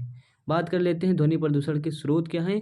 तो पहला बात है कि ध्वनि प्रदूषण के स्रोत की बात कर लेते हैं, तो इंडस्ट्री, औद्योगिक कंपनियों, कारखानों में से होने वाले शोर शराबे, मशीनों के चलने, चलन चालन से व प्रक्रिया से, व विभिन्न भागों की आपसी घर्षण से, कारखानों तथा कार्य मजदूरों की आपसी बातचीत से उत्पन्न होता है। तो ये स्रोत हो गए। इसके द्वारा कैसे उत्पन्न होता है यहाँ मेंशन है। यातायात भी इसमें फैक्टर्स हैं, इसके कारक हैं जिससे प्रदूषण उत्पन्न हो रहा है। सड़कों पर चलने वाले वाहन, रेलगाड़ी तथा हवाई जहाज के कारण अत्यधिक ध्वनि प्रदूषण होता है, जिससे मुख्यतः पुस्तकालय, अस्पताल, स्कूल को प्रभावित होता है। जाहिर सी बात है कि कहीं पुस्तकालय है, कहीं स्कूल वगैरह है, उसके आसपास मान लीजिए अगर आप कहीं पढ़ाई किए होंगे और ऐसी जगह स्कूल हो जहाँ कि वाहन का आवागमन होता हो, तो वहाँ भी कहीं न कहीं स्टूडेंट्स जो भी होते हैं उससे इफेक्टेड होते हैं, प्रभावित होते हैं। तो कहीं न कहीं आप इसको भी मेंशन कर सकते हैं ध्वनि प्रदूषण में। सामुदायिक कार्यक्रम मतलब यही त्योहारों का मनाना, शादी ब्याह रचाना, ये तो एक फंक्शन है, ये तो होगा ही होगा, चाहे प्रदूषण फैले या इतना। लेकिन इसको समझते हैं कैसे होता है। जब कोई सामूहिक कार्यक्रम, त्योहारों, शादी विवाह व अन्य किसी कार्यक्रम जिससे लोग एकत्रित होते हैं और इन अवसरों पर ऊंची ऊंची आवाज़ों में गाने बजाए जाते हैं, लाउड स्पीकर हाई कर देते हैं, डीजे बजाना, पटाखे छुड़ाना, लाउड स्पीकर, ढोल, भांगड़ा आदि के द्वारा शुभ अवसरों को मनाया जाता है। जिससे भाई इंडिया आइडियम तो एक से एक कलाकारी होती है। लोग क्या क्या करते हैं शादी ब्याह, और भी शांति से कुछ करते नहीं, तो यहाँ भी बहुत शोर शराबा होता है। तो यही सब कहा गया है कि कुछ सरकार इस पे बैन भी लगा दी है कि डीजे नहीं बजाएंगे, ये नहीं करेंगे, वो नहीं, लेकिन मानने वाले हैं नहीं कोई। लेकिन क्या करते हैं, हम तो इसको पढ़ते हैं, हम तो पढ़ रहे हैं क्या क्या फैक्टर हैं कि प्राकृतिक ध्वनि प्रदूषण। जी हाँ, इसको पढ़ लेते हैं। हमारा क्या है कि प्राकृतिक कारणों से भी ध्वनि प्रदूषण होती है। अभी तो आर्टिफिशियली हम पढ़ रहे थे, जो मानव जनित हो उसको पढ़ रहे थे। इसमें क्या होता है, बादल गरजेगा, बिजली चमकेगी, लोग भागेंगे, तेज वर्षा, आंधी तूफान, ज्वालामुखी विस्फोट से भी अधिक मात्रा में ध्वनि निकलती। अरे यार, ये तो आप जानते हैं कि बादल जब गड़गड़ाहट होती है बादल में, तो कान में उंगली डाल लेते हैं आप, इतना तेज आवाज़ आती है, आप समझ सकते हैं। बिजली वगैरह जब चमकती है, तो कहीं ना कहीं ये भी एक मेन फैक्टर है, इससे भी प्रदूषण होता है। तो ये सब यहाँ लिखा है। एंड आपको बता दें कि ये सब यूनिट्स ऑफ, ये क्या है, वोल्केनो यूनिट्स ऑफ क्या है, नॉइज है। शोर को डेसिबल में नापा जाता है या बल में नापा जाता है, जो कि डेसिबल क्या होता है, बिल का 10वां भाग होता है। तो ये सब पढ़ सकते हैं आप, लिखा है, मेंशन है। एंड इवेंट, जो भी घटनाएं होती है उसमें किस लेवल पे कितनी मात्रा में निकलती है शोर, तो ये खास नहीं इतना, लेकिन हाँ इसके इफेक्ट इस वाले को समझ लेते हैं।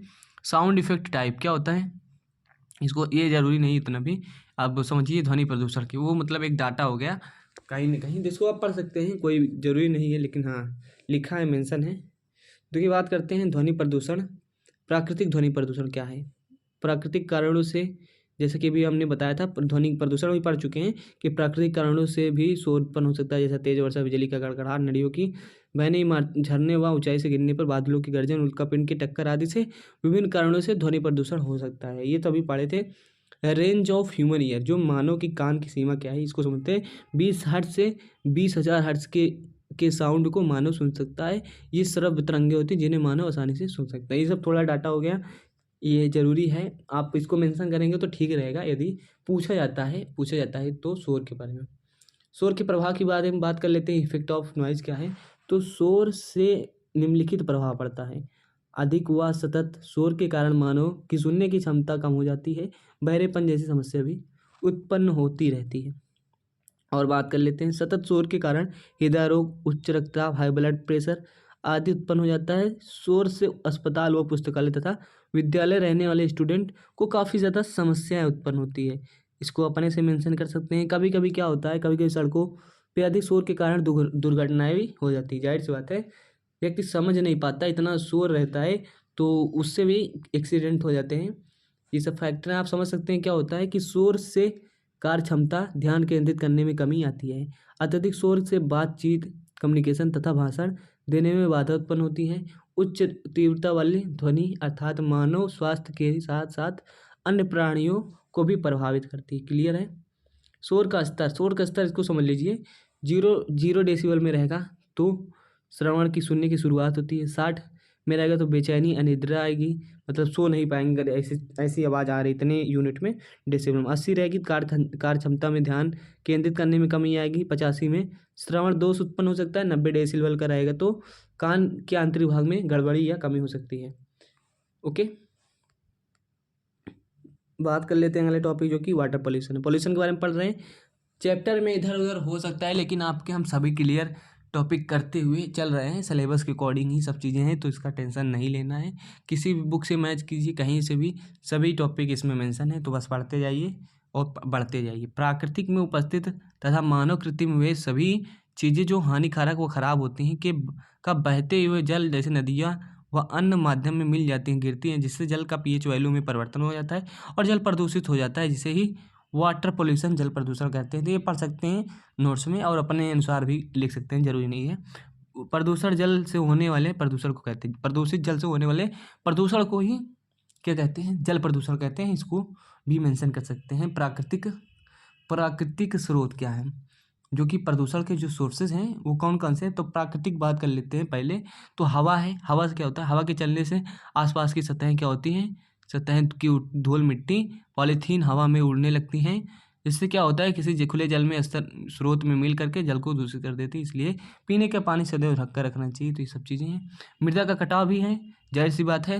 प्रायः नदियाँ व जल के अन्य माध्यम में खुले ही बहते हैं। नदी वगैरह क्या उसमें बाहर से पन्नी डाल देता है कोई, या कोई कवर कर देता है, तो वे प्रायः खुली ही होती हैं। और इनमें आसपास क्या होते हैं, क्षेत्रों की मिट्टी काट कर गिर जाती है, बह जाती है। मतलब किसी भी कारणवश जब मृदा मिल जाती है, मृदा के कटाव का भी कारण है, तो बहता हुआ पानी आप देखे होंगे, बरसात में पानी गंदा हो जाता है, बहुत हैवी रेंज होती है, तो कटी हुई मिट्टी नदियों में मिल जाती है, और घर की मिट्टी भी नदियों और नालियों में ऐसे चली जाती है। तो यहाँ भी ये पानी दूषित हो जाता है। ज्वालामुखी विस्फोट की बात की जाए तो जिन क्षेत्रों में ऐसा है, अरे सबके पास मतलब सबके स्थानों में ज्वालामुखी तो है नहीं, लेकिन अगर ऐसा है ज्वालामुखी विस्फोट भी होए, जहाँ हो रहा है वहाँ भी प्रदूषण हो जाता है। क्या होता है, जिन क्षेत्रों में ज्वालामुखी विस्फोट होता है, तो ज्वालामुखी से विस्फोट के दौरान यह अपने साथ ज्वालामुखी राख, चट्टानी टुकड़े, अन्य विषैली गैसें, तना सल्फर डाइऑक्साइड, नाइट्रोजन और ये सब क्या जलवाष्प जैसी गैस निकलते हैं, जो जल के संपर्क में आकर के प्रदूषित कर देती हैं। हवा को प्रदूषित तो करेंगी, जल को भी कहीं ना कहीं प्रदूषित कर देती हैं यदि आसपास के उसके संपर्क में है।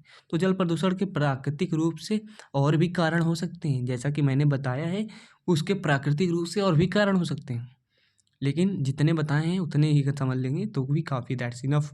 बात करते हैं कृत्रिम स्रोत की। तो गाइस इसमें आप समझ सकते हैं, आई होप आप देखिए, कमेंट जरूर कीजिएगा कि वीडियो कैसा लगा और अपना सजेशन जरूर दीजिएगा। देखिए, कृत्रिम स्रोत क्या है, जल प्रदूषण में प्राकृतिक स्रोत के क्या होता है, जल प्रदूषण में प्राकृतिक स्रोत के साथ साथ कृत्रिम स्रोत भी मुख्यतः भाग लेते हैं। और कृत्रिम स्रोत जो क्या होते हैं, जो जल प्रदूषण के कारण होते हैं, निम्न है। कृषि से क्षेत्रों से भी जल प्रदूषण कैसे बढ़ता है। देखिए, आधुनिक युग में उत्पादन क्षमता बढ़ाने के लिए खेतों में विभिन्न रासायनिक पदार्थों, खादों व उर्वरकों का फास्फेट, नाइट्रेट, यूरिया, पोटास आदि का उपयोग कर लाई जा रही है, जिसके अतिरिक्त खरपतवार नाशक व कीटनाशक रासायनिक पदार्थों का प्रयोग किया जा रहा है, जिससे क्या हो रहा है कि ये मृदा में मिल जाते हैं, लेकिन जब वर्षा वगैरह होती है तो इसके साथ जल में बहकर पृष्ठीय जल को प्रदूषित कर देते हैं। इससे भी कृषि क्षेत्रों में जहाँ हम बड़े बड़े क्या कहते हैं, अधिक उत्पादन क्षमता वाले अनाज उगा रहे हैं और बहुत रसायनों का प्रयोग कर रहे हैं, तो उससे भी जल प्रभावित हो जाता है। उसमें कैसे प्रभावित होता है वहाँ मेंशन है। घरेलू अपमार्जक डिटर्जेंट क्या, जैसे कि फिनाइल, डिटोल और भी चीज़ें जो हम यूज कर रहे हैं आज के समय में, उससे भी कहीं ना कहीं प्रभावित होता है हमारा पानी। वो कैसे प्रभावित होता है वो समझते हैं। आजकल घरों अब की फर्श सॉरी फॉर दिस। देखिए क्या होता है कि आजकल आजकल घरों की फर्श, मकान व बर्तनों आदि को साफ करने के लिए बाजार में विशेष प्रकार के डिटर्जेंट उपलब्ध हैं, जिनका प्रयोग हम सब कर रहे हैं, जो सफाई के बाद नालियों के माध्यम से नहर और झीलों, झरनों में, समुद्रों में पहुंच जाता है, जो जल को प्रदूषित कर देता है। तो ये भी फैक्टर है कि जल कैसे प्रदूषित हो जाता है घरेलू मतलब अपमार्जन के प्रयोग से, डिटर्जेंट और कोई भी लिक्विड के थ्रू। औद्योगिक कार्य भी इसमें क्या है, कहीं न कहीं इम्पोर्टेंस है। देखिए क्या है, उद्योगों से निकलने वाले अपशिष्ट पदार्थ, कोयला, धुएँ, हानिकारक गैसें, अन्य तरल व द्रवीय पदार्थ जो बह सके, वो क्या होते हैं, जो सीधे किसी झरने, नदी व बड़े नाले से में मिला दिए जाते हैं और छोड़ दिए जाते हैं। इससे भी जल प्रदूषण बढ़ जाता है। वायु प्रदूषण तो बढ़ता ही बढ़ता है, जल प्रदूषण भी बढ़ जाता है। देखिए सीवेज की बात की, सीवेज का गंदा पानी ये समय होता है एक प्रकार से समझिए। शहरों के बड़े बड़े नगरों में होने वाले कूड़ा करकट, मलमूत्र सीधे नाले में, गटर में आदि नदियों के जलीय माध्यम में गिरा दिए जाते हैं, जिससे भी हमारा क्या होता है, हमारा जल प्रदूषण होता है। तो इसके प्रभाव क्या है, तो मनुष्यों पर इसके प्रभाव निम्नवत हैं, विस्तृत रूप से पढ़ने वाले हैं। तो मनुष्यों पर प्रभाव किस प्रकार पड़ता है, तो वही जानते हैं क्या प्रभाव है। जल मानव जीवन का एक महत्वपूर्ण पेय पदार्थ है, जिसके बिना जीवन की कल्पना बेकार है, बकवास है। यह जल का हमारे शरीर में 60-70% लगभग होता है। जल मानव जीवन के लिए बहुत उपयोगी, परंतु ये उपयोगी जल जब प्रदूषित हो जाता है तो इसके होने वाले प्रयोग से बीमारियां, पीलिया, दस्त, हैजा और टाइफाइड जैसे विभिन्न रोग हो जाते हैं। ऐसा अतः प्रदूषित जल मानव के लिए बहुत हानिकारक है। पदार्थों पर प्रभाव किस प्रकार पड़ता है, आप जान सकते हैं। क्या होता है, दूषित जल का पीएच मान परिवर्तित होता है और इसमें क्या होता है, जल के संपर्क में आने वाली वस्तुएं, लौह पदार्थ में जंग लग जाता है और वो कमजोर हो जाती है। तो ये भी कारण है। अन्य आर्थिक हानियाँ, जैसे कि आप जानते हैं आर्थिक हानियाँ भी होती हैं। कैसे होती हैं, आप समझते हैं कि प्रदूषित जल के संचयन व उपचार के निपटारे की विशेष रूप से राज्य व केंद्र सरकार करना पड़ता है। इसके लिए प्रदूषण नियंत्रण बोर्ड द्वारा कुछ समाधान किया जाता है, जैसे कि गंगा स्वच्छ मिशन जल चलाया जाता है, जिसमें आर्थिक रूप से सरकार को घाटा पहुँचता है, हानि पहुँचती है। सिंपल सा है भाई, नदियों को साफ करने में, पानी को साफ करने में पैसे तो लगेंगे ही। कोई प्लान निकलेगा, उस मिशन के तहत पैसे लगेंगे उसको साफ करने के लिए, तो आर्थिक रूप से भी हानियाँ होती हैं सरकार को, हमें भी हानियाँ होंगी यदि हम इसको ध्यान नहीं देंगे। बात कर लेते हैं जल प्रदूषण रोकथाम के लिए उपाय क्या क्या क्या उपाय कर सकते हैं इसको रोकथाम के लिए। तो क्या है, जल प्रदूषण की रोकथाम निम्नलिखित उपाय कीजिए। जल प्रदूषण रोकथाम जागरूकता अभियान चलाकर, पहले तो उसको जागरूकता अभियान चलाइए कि ऐसा ऐसा है, पानी गंदा न कीजिए, जल जीवन है, ये सब बताइए। पानी के रास्ते और समुद्री तटों को सफाई कीजिए। मतलब जहाँ से जल बह रहा है, मान लीजिए नदी कहीं से निकल रही है और होते हुए कहीं तक जा रही है, तो बीच में ऐसे स्थान जो है वो गंदा है तो उसकी सफाई कराइए। ओके। प्रत्येक घरों में सेप्टिक टैंक होना चाहिए। जल स्रोत में पशुओं को नहीं धोना चाहिए, जैसा कि गाँवों में होता है। अपशिष्ट खराब पदार्थ, प्लास्टिक, कूड़े करकट को नदियों बहते जल में न फेंककर उसे रिसाइकिल करने का प्रयास करना चाहिए, मतलब फिर से यूज में लाने का प्रयास करना चाहिए। आई होप ये सब चीज़ें क्लियर हो रही होंगी गाइस। तो यार प्लीज़ चैनल को तो सब्सक्राइब कर दीजिए और शेयर करने का भी प्रयास कीजिएगा। यदि आपको सब देखिए, आपको मैंने लगभग टॉपिक क्लियर करते हुए आधा आपका कंप्लीट हो गया है। बस वीडियो में कंटिन्यू बने रहिएगा, मैराथन सेशन कंप्लीट हो जाएगा तो आपका सब कुछ क्लियर हो जाएगा बेसिकली। ओके, देखिए कैसे, ये है आपका इंपॉर्टेंट टॉपिक, इसको प्लीज़ सही समझिएगा कि क्या है कि घुलित ऑक्सीजन की संकल्पना, कॉन्सेप्ट ऑफ डिजॉल्व ऑक्सीजन, ये क्या होता है, इसको प्लीज़ करके अच्छे से समझिएगा, नहीं तो नंबर भी कर सकते हैं आपके एग्जाम में, क्योंकि ये आने वाला टॉपिक है। घुलित ऑक्सीजन की संकल्पना, कॉन्सेप्ट ऑफ डिजॉल्व ऑक्सीजन, तो इसको सिंपल समझिए। पानी या जल में घुली ऑक्सीजन की मात्रा जो होती है डिजॉल्व ऑक्सीजन कहते हैं। सिंपल है, ज़्यादा कुछ आपको इधर उधर का नहीं बताने का, बस सही चीज़ें बताने का। क्या है, पानी जल में घुली ऑक्सीजन की मात्रा जो होती है डिजॉल्व ऑक्सीजन कहते हैं। सभी जलीय जीव के लिए डिजॉल्व ऑक्सीजन की मात्रा एक निश्चित मात्रा से कम नहीं होनी चाहिए, जो कि कम से कम 4 ppm होना चाहिए। यदि पानी में इसकी मात्रा कम है तो ये पानी पीने के लायक नहीं है, यह आप कह सकते हैं जलीय जीवों के लिए, हमारे लिए नुकसानदायक होता है और पानी का प्रयोग करने के लिए लायक नहीं। यह घुलित ऑक्सीजन, यही घुलित ऑक्सीजन की संकल्पना है। तो जो कॉन्सेप्ट है आप इसको पढ़ सकते हैं, मतलब कि डिजॉल्व ऑक्सीजन जो है उसकी मात्रा है पानी की, जो ऑक्सीजन घुला रहता है। तो ये सब चीज़ें हो गई, आपको क्लियर हो रहा होगा। इंपॉर्टेंट टॉपिक है, आपको मैंने शॉर्ट में ही समझा दिया कि पानी में जो ऑक्सीजन की मात्रा घुली होती है वही मात्रा डिजॉल्व ऑक्सीजन होती है। बात कर लेते हैं ओडी की। ओडी क्या होता है, ऑक्सीजन डिमांड। कहीं कहीं आपको दो ही चीज़ें देखने को मिलती है बेसिकली, क्या होती है, BOD COD, biological oxygen demand, chemical oxygen demand. लेकिन आज हम आपको शुरुआत करने वाले हैं एकदम बेस से, जहाँ से ये उत्पन्न होता है। ओडी मतलब ऑक्सीजन डिमांड से ही मेन चीज़ बीओडी और सीओडी निकली है। देखिए ओडी को समझिए क्या होता है। पानी में ऑक्सीजन की क्रिया के कारण उसमें उसमें मतलब पानी में ऑक्सीकरण होता है, ऑक्सीडाइजेशन होता है कम, जिससे ऑक्सीजन में कमी हो जाती है और पानी में कुछ बैक्टीरिया उत्पन्न हो जाते हैं जो हानिकारक होते हैं, को ऑक्सीजन से क्रिया करा देने पर ऑक्सीजन पुनः मुक्त हो जाता है और यही ऑक्सीजन की मांग कहलाती है। देखिए हम आपको समझाते हैं ऑक्सीजन क्या होता है। पानी में ऑक्सीजन की क्रिया होती है, ऑक्सीकरण होता है, तो उसमें ऑक्सीजन की कमी हो जाती है। जाहिर सी बात है, ऑक्सीकरण में ऑक्सीजन भाग लेगा तो उसमें कमी आएगी ही। तो जब कमी आती है तो कुछ बैक्टीरिया उत्पन्न हो जाते हैं। अब बैक्टीरिया उत्पन्न हो गए, अब उसको क्या करना है, अब उसको हटाना है, बैक्टीरिया को, पानी को शुद्ध करना है, मुक्त करना है, तो ऑक्सीजन उसमें लगती है। तो वही मेनली हमारी ऑक्सीजन की मांग होती है, जो कि मेनली 2 टाइप्स, केमिकली और बायोलॉजिकली हम उसको क्या करते हैं, ट्रीट करते हैं। देखिए ये 2 प्रकार के होते हैं, क्या होते हैं, ये मुख्यतः इट्स मेनली 2 टाइप्स, केमिकल, एक सीओडी होता है, एक बीओडी होता है, जैसे कि मैं बता चुका हूँ। तो ये सब चीज़ें होती हैं। तो बात कर लेते हैं केमिकल ऑक्सीजन डिमांड की। तो प्रॉपर डिफिनीशन क्या है कि ये देखिए, ऑक्सीजन की वह मात्रा जो जल में विद्यमान कार्बनिक एवं अकार्बनिक पदार्थों को पूर्ण रूप से ऑक्सीकरण कराने हेतु आवश्यक होती है, केमिकल ऑक्सीजन डिमांड कहलाती है। तो ये सिंपल सा इसकी डिफिनेशन हो गई, आप पढ़ सकते हैं। जो भी बच्चे ज़्यादा इन्फॉर्मेशन लेने चाहते हैं वो मेन वाली क्लास को जरूर वॉच करें। इसमें कोई डिटेलिंग नहीं करेंगे, बस डिफिनेशन दिखाएंगे। केमिकल कौन से यूज करेंगे, पोटेशियम डाइक्रोमेट की, सिंपल है। और बात कर लेते हैं सीओडी की, मतलब बीओडी की। तो जल के किसी नमूने में विद्यमान कार्बनिक पदार्थों को सूक्ष्म जीवों द्वारा 20 डिग्री सेल्सियस पे 5 दिन में पूर्ण रूप से ऑक्सीकरण कराने के लिए ऑक्सीजन की जितनी मात्रा की आवश्यकता होती है उसे जैव ऑक्सीजन मांग कहते हैं। तो बीओडी हो गया सिंपल से, इसका प्रॉपर डिफिनीशन आपके सामने शो हो रहा है। अब बात कर लेते हैं अपशिष्ट जल उपचार की। कोई खराब जल है, अपशिष्ट जल है, वेस्ट वाटर है, तो उसका उपचार कैसे करेंगे, इसको आप पढ़ चुके होंगे एक बार। तो बात करते हैं, अशुद्ध व प्रदूषित जल को निम्न प्रक्रिया से साफ कर लिया जाता है। इतने प्रोसेस होते हैं, इतने प्रोसेस से जल को साफ कर लिया जाता है। सिंपल सा फंडा है, आप इसको समझ सकते हैं। तलछटन होता है, सेडिमेंटेशन, छानन होता है, छानन मतलब इसमें छानते हैं, इसका अंदर क्या है, वायु प्रवाहन, क्लोरीनीकरण, फ्लोरीनीकरण, मतलब इतने प्रोसेस में वो साफ हो जाता है हमारा जल। तो ये सब चीज़ें हैं।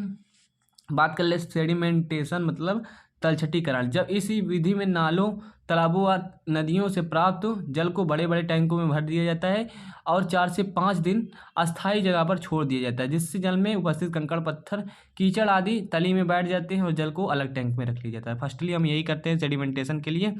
जो उसमें ख़राब चीज़ें बैठी रहती हैं उसको क्या करते हैं, हम पहले टैंक में भरते हैं और उसमें जो ख़राब चीज़ें नीचे तली में बैठ जाती हैं, फिर उसको हम किसी दूसरे टैंक में भर लेते हैं। छानन में क्या करते हैं, प्रथम विधि से प्राप्त जल जो होता है वो क्या करते हैं, प्रथम विधि से प्राप्त जल को क्या कर लेते हैं, एक बड़े से टैंक में डाल दिया जाता है, यहाँ दिखा है, देख सकते हैं, जिसके ऊपर एक बड़ी सी जाली लगा दी जाती है। इस जाली में विद्यमान मतलब पॉलीथीन व जो अन्य कूड़ा करकट होते हैं वो अलग हो जाते हैं। जाली लगा देंगे तो छन जाएगा, ओके, स्टेनर।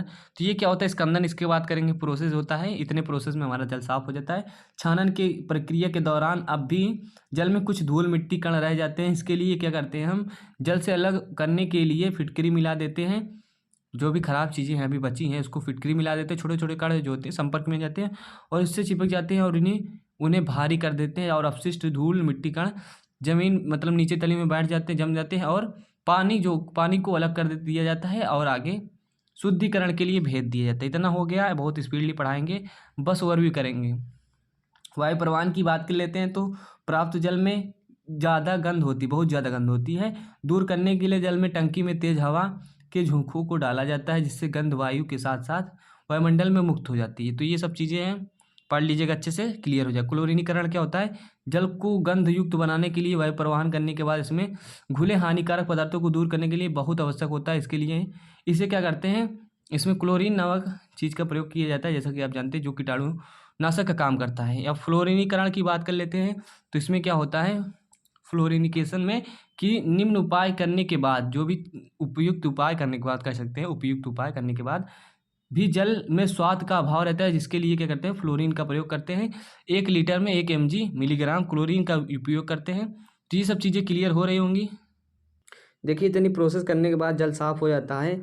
तो ये जो हमारा तलछटीकरण था, छानन, स्कंदन और वायु प्रवाहन, क्लोरीनीकरण एंड फ्लोरीनीकरण से, फ्लोरिनेशन से चीज़ें साफ़ हो जाती हैं। तो आप बात कर लेते हैं अगले टॉपिक मृदा प्रदूषण की, और भी करते हुए चलेंगे, ज़्यादा कुछ समझेंगे नहीं, बस मेन टॉपिक को डिटेलिंग करेंगे। मृदा प्रदूषण क्या है कि मृदा की गुणवत्ता तथा उपज क्षमता में विभिन्न रासायनिक कीटनाशकों तथा अन्य पदार्थों के प्रयोग से जो मृदा में नहीं होने चाहिए कमी आ जाती है, क्या होता है कि मृदा प्रदूषण कहलाता है। आप समझिए, आप सिंपल से समझिए इस बात को कि मृदा जो है उसमें क्या होता है कि उसकी गुणवत्ता तथा उपज, यहाँ तक समझिए आपको कि मृदा जो है हमारी, इसको अच्छे से पढ़ सकते हैं हम, मृदा की गुणवत्ता तथा उपज क्षमता में क्या होता है, कमी आ जाती है। यहाँ लिखिए कमी आ जाती है, जो मृदा प्रदूषण कहलाती है। इसके कोष्टक में लिखा है विभिन्न रासायनिक पदार्थों, कीटनाशकों तथा अन्य पदार्थों के प्रयोग से, ये कह सकते हैं कि मृदा में जो नहीं होना चाहिए उनके कारण, यहाँ सब साफ साफ मेंशन है। तो मृदा प्रदूषण, मृदा में होने वाले प्रदूषण को कहते हैं। अपने अकॉर्डिंग चीज़ों को लिख सकते हैं, यहीं से आप समझ सकते हैं मेरी बातों को। देखिए क्या है, मृदा प्रदूषण हो गया। मृदा प्रदूषण के स्रोत की बात की जाए, कहाँ से इसका ओरिजिन है, क्या क्या मुख्य स्रोत है, कहाँ से मृदा प्रदूषण हो रहा है। औद्योगिक क्या है, उद्योगों की बात कर लेते हैं। देखिए उसको छोड़िए, आप इसको समझिए, मृदा प्रदूषण यहाँ समझिए, वो पीडीएफ में थोड़ा गलती। देखिए अब समझिए चीज़ों को। आज की बढ़ती जनसंख्या के अनुसार, देखिए किसी भी तरीके से किसी की परिभाषा उसके बारे में लिख सकते हैं। तो सबसे पहले इसको समझ लीजिए कि आज की बढ़ती जनसंख्या के अनुसार फसलों और अनाजों का अत्यधिक उत्पादन के लिए मिट्टी में अनेक तरह के, भाई जनसंख्या बढ़ रही, खपत भी बढ़ रही। अब कम ज़मीन कम पड़ रही, क्यों कम पड़ रही, क्योंकि बहुत लोग घर बनवा रहे हैं, स्विमिंग पूल बनवा रहे हैं, और भी चीज़ें बनवा रहे हैं, मॉल बनवा रहे हैं जहाँ पर खेत होना चाहिए। तो मृदा प्रदूषण के क्या कारण है कि ये समझते हैं, आज की बढ़ती जनसंख्या के अनुसार फसलों व अनाजों के अत्यधिक उत्पादन के लिए मिट्टी में अनेक तरह के रासायनिक खादों का और कीटनाशकों का प्रयोग किया जा रहा है। ठोस एवं द्रव अपशिष्ट पदार्थ में मृदा का संगठन आ जाने से क्या है, बदलाव हो जाता है, जिसे मृदा प्रदूषण कहलाते हैं। कुछ समझ में आया होगा, नहीं समझ में आया तो इसको अच्छे से पढ़िए। मैं ज़्यादा इस पर टॉपिक पे विशेष ध्यान नहीं दूंगा, क्योंकि मैं आपको बता रहा हूँ डिटेल क्लास में मैंने अच्छे से पढ़ाया है। ये मैराथन क्लास है, इसको आप रोक कर वीडियो स्टॉप करके पढ़ सकते हैं, अपने अकॉर्डिंग भी सोच सकते हैं कि वास्तव में होता क्या मृदा प्रदूषण। चीज़ें क्लियर हो रही होंगी आपको, ओके। एंड बात कर लेते हैं मृदा प्रदूषण के प्रकार की। जो आपको मैं पढ़ा रहा हूँ वो स्टेप बाय स्टेप ही है, थोड़ा पीडीएफ में इधर उधर हो गया है तो उसके लिए सॉरी फॉर दैट। मृदा प्रदूषण के प्रकार क्या हैं, किस किस प्रकार से हैं। जैविक प्रदूषण देखिए, पहले तो प्रदूषण पढ़ रहे हैं, उसके प्रकार पढ़ रहे हैं, जिसमें हमारा एक मृदा प्रदूषण आता है। लेकिन मृदा प्रदूषण में भी उनके प्रकार पढ़ रहे हैं, जैसे कि जैविक मृदा प्रदूषण अत्यंत हानिकारक, इससे क्या होता है, अनेक बीमारियां होने का खतरा हो सकता है। इसके मृदा में प्रदूषण कुछ बैक्टीरिया, वायरस, परजीवी, कवक शामिल हैं।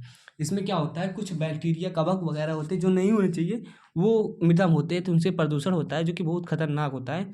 तो वो जैविक प्रदूषण के अंतर्गत आ जाता है।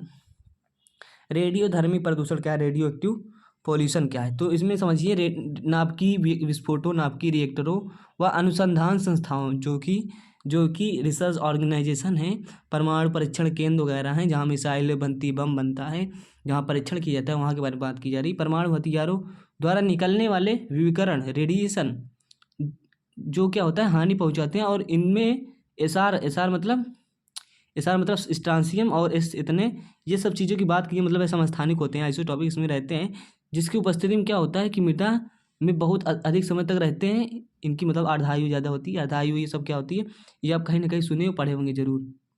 जिससे क्या होती है, मृदा की उपज क्षमता कम हो जाती है। तो ये मृदा प्रदूषण के कारण हो सकते हैं। ये सब चीज़ें समझ में आ रही होगी। अब बात करते हैं रासायनिक प्रदूषण की। रासायनिक प्रदूषण क्या होते हैं कि बढ़ती जनसंख्या के अनुसार मानव को, किसानों को उत्पादन क्षमता बढ़ाने के लिए कीटनाशक, खरपतवार व अन्य खाद्य रासायनिक का प्रयोग किया जा रहा है, जिससे मृदा प्रदूषण, जो मृदा के लिए हानिकारक है।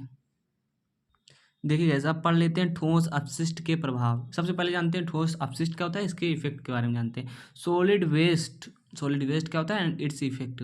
तो देखिए हम लोग क्या होता है, जब हम लोग अपने घरों से निकलने वाले कूड़े कचरे कुछ सड़कों व खाली स्थानों में फेंक देते हैं, जिससे क्या होता है, कुछ दिनों बाद बहुत अधिक कूड़ा करकट एकत्रित हो जाता है, जिससे नगर पालिका द्वारा इससे कूड़े को न हटाए जाने पर कुछ बहुत दिनों बाद क्या होता है, आसपास में दुर्गंध आने लगती है, जिससे क्या होते हैं, अनेक बीमारियां फैल जाती हैं। तो ये तो पहले प्रभाव था। अभी देखिए अभी इसको आपको पढ़ना है कि ठोस अपशिष्ट प्रबंधन क्या है, मतलब सॉलिड वेस्ट मैनेजमेंट क्या है, देन आफ्टर उसके इफेक्ट को पढ़ेंगे। Okay, so sorry for that. देखिए क्या होता है, ठोस अपशिष्ट ऐसा कोई भी पदार्थ हो सकता है जिसका क्या होता है, कोई महत्व नहीं होता, नो इम्पोर्टेंस, और उसे फेंक दिया जाता है। तो ठोस अपशिष्ट मतलब अपशिष्ट मतलब खराब प्रबंधन, तो बात की बात है। अभी ठोस अपशिष्ट को समझिए कि मतलब जो वेस्टेज होता है, जो आपके यूज़ में नहीं होता, जो यूजलेस होता है, वही ठोस अपशिष्ट होता है। क्लियर है?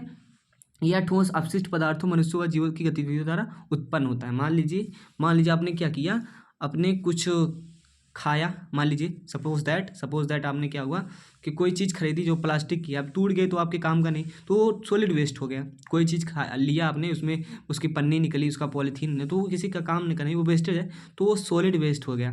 एक तो पहली बात तो लिक्विड फॉर्म में होता है, सॉलिड में। सॉलिड में समझ सकते हैं आप क्या होता है, सॉलिड यही सब होता है, कचरा, रद्दी, कबाड़ आदि, यही सब को सॉलिड वेस्ट होते हैं। जैसे कि कंक्रीट का घर बना तो एक प्रकार से वो भी टूटा, तो वो एक प्रकार के सॉलिड वेस्ट है। तो ये सॉलिड वेस्ट हो गया। अब इसका मैनेजमेंट की बात की गई है, यहाँ एक अलग से हेडिंग होनी चाहिए, सॉलिड वेस्ट, देन आफ्टर होनी चाहिए सॉलिड वेस्ट मैनेजमेंट। लेकिन सॉलिड वेस्ट हमने आपको बता दिया कि वो हर कोई चीज़ हो सकती है जो यूजलेस होती है, जिसे हम फेंक देते हैं। ये मानव की गतिविधियों और जीव जंतुओं की गतिविधियों द्वारा उत्पन्न होता है। क्लियर है? हर कबाड़ हो गया, टूटी फूटी बोतल हो गई, प्लास्टिक चीज़ें हो गई, यूजलेस जो भी आप सोच सकते हैं, वो भी नंबर ऑफ हो सकते हैं। इस विधि में क्या करते हैं, तो सॉलिड ठोस मैनेजमेंट में, मतलब सॉलिड वेस्ट मैनेजमेंट करते क्या हैं, ठोस अपशिष्ट प्रबंधन में। इस विधि में क्या करते हैं, इस विधि में ठोस अपशिष्ट को उच्च दाब वाले क्रशरों से निचोड़ा जाता है, जिससे क्या करते हैं, ग्रीस निकलती है और इससे खाद वगैरह। देखिए इसका मैनेजमेंट करना है, तो जो भी सॉलिड वेस्ट हैं उसको कहीं ना कहीं, ऐसे तो कबाड़ के रूप में फेंक देंगे, ऐसे करेंगे तो क्या होगा कि वो कहीं ना कहीं एक दिन आने वाले समय में बहुत ज़्यादा कचरा हो जाएगा। तो सॉलिड वेस्ट का मैनेजमेंट करना है, तो कहीं अभी तो आप देख सकते हैं कि कहीं कहीं सॉलिड वेस्ट से जो भी कबाड़ कूड़ा करकट है उससे सड़कें बनाए जाए। क्यों? क्योंकि उसका प्रबंधन करना है, सॉलिड वेस्ट मैनेजमेंट करना है। तो आप समझ सकते हैं कि कहीं भी उसको प्रयोग में लाना है तो क्या करते हैं, खाद वगैरह बन जाती है और सड़क वगैरह में डाल देते हैं, कुछ गड्ढे वगैरह में सॉलिड वेस्ट को डाल देते हैं, तो उसका मैनेजमेंट हो जाता है। इसी प्रकार समझ लीजिए आप। अब बात करते हैं, ये सब चीज़ें हो गई सॉलिड वेस्ट मैनेजमेंट की।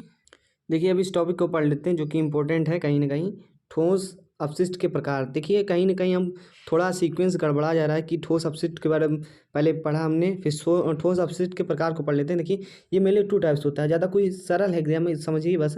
ये मुख्यतः 2 प्रकार के होते हैं, जैव विघटनकारी, एक अजैव विघटनकारी, मतलब बायोडिग्रेडेबल एंड नॉन बायोडिग्रेडेबल। तो ये 2 प्रकार के होते हैं। देखिए एक ठोस अपशिष्ट क्या होता है, ऐसे होते हैं, मतलब ठोस अपशिष्ट के प्रकार को पढ़ रहे हैं, सॉलिड वेस्ट टाइप को पढ़ रहे हैं। तो वे ठोस अपशिष्ट क्या होते हैं, वे ठोस अपशिष्ट जिन्हें सूक्ष्म जीवाणुओं द्वारा नष्ट किया जा सकता है, उन्हें बायोडिग्रेडेबल कहते हैं। तो ये प्रकार एकदम सिंपल हो गया। जैसे आप देखे होंगे आदि कहीं आपके आसपास छिलका किसी चीज़ का, सब्जी का हो, फल का हो, और हल्के फुल्के कचड़े जो होते हैं, अंडे की परत हो गई, पत्तियाँ, चाय पत्ती हो गई, तो कुछ दिन बाद यदि कहीं स्थान पड़ा है तो वो अपने आप विघटित हो जाता है किसी चीज़ में, क्योंकि कुछ छोटे छोटे जीवाणु होते हैं, सूक्ष्म जीव, जो उनको खा लेते हैं, नष्ट कर देते हैं। तो ये जैव विघटनकारी होती हैं। लेकिन वही बात कीजिए दूसरे टाइप की, जो कि अजैव विघटनकारी होते हैं, जैसे कि आप जानते हैं ये क्या होता है, जस्ट अपोजिट होगा यार, ये तो आप जानते हैं पहले से कि अजैव है। तो ये क्या होते हैं, ये वे ठोस होते हैं, ये वे सॉलिड होते हैं, वे पदार्थ होते हैं जिन्हें सूक्ष्म जीवों द्वारा क्या किया जाता है, नहीं नष्ट किया जा सकता। जैसे प्लास्टिक बैग, शीशा, कांच, मतलब ये जो अपशिष्ट होते हैं सॉलिड के रूप में, ये क्या होते हैं, विघटित नहीं होते हैं। तो इसको समझ लीजिए कि मतलब सिंपल सा कांच, प्लास्टिक बैग वगैरह कहाँ किसी के विघटित होते हैं, जहाँ पड़े रहते हैं वैसे ही पड़े रहते हैं सॉलिड की। प्लास्टिक तो और ही खतरनाक है भाई, लोहा गल जाएगा लेकिन प्लास्टिक वैसे वैसे पड़ा रहेगा। तो ये सब चीज़ें हो गई।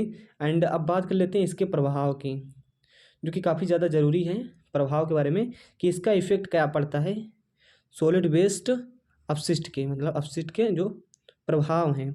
तो आप समझ सकते हैं क्या होता है, जब हम लोग अपने घरों से निकलने वाले कचरे, कूड़े करकट को सड़कों, खाली जगहों पर, अभी इसको पढ़ा दिया था तो आप इसको पढ़िए, जिससे वहाँ कुछ दिनों तक बहुत अधिक कूड़ा करकट, जाहिर सी बात है जो हमारे गांव, आप तो ये गांव से हैं, इसको बिलोंग करते होंगे तो जानते होंगे कि यदि कोई खाली स्थान है तो वहाँ हम क्या करते हैं, कूड़ा फेंकना शुरू कर देते हैं।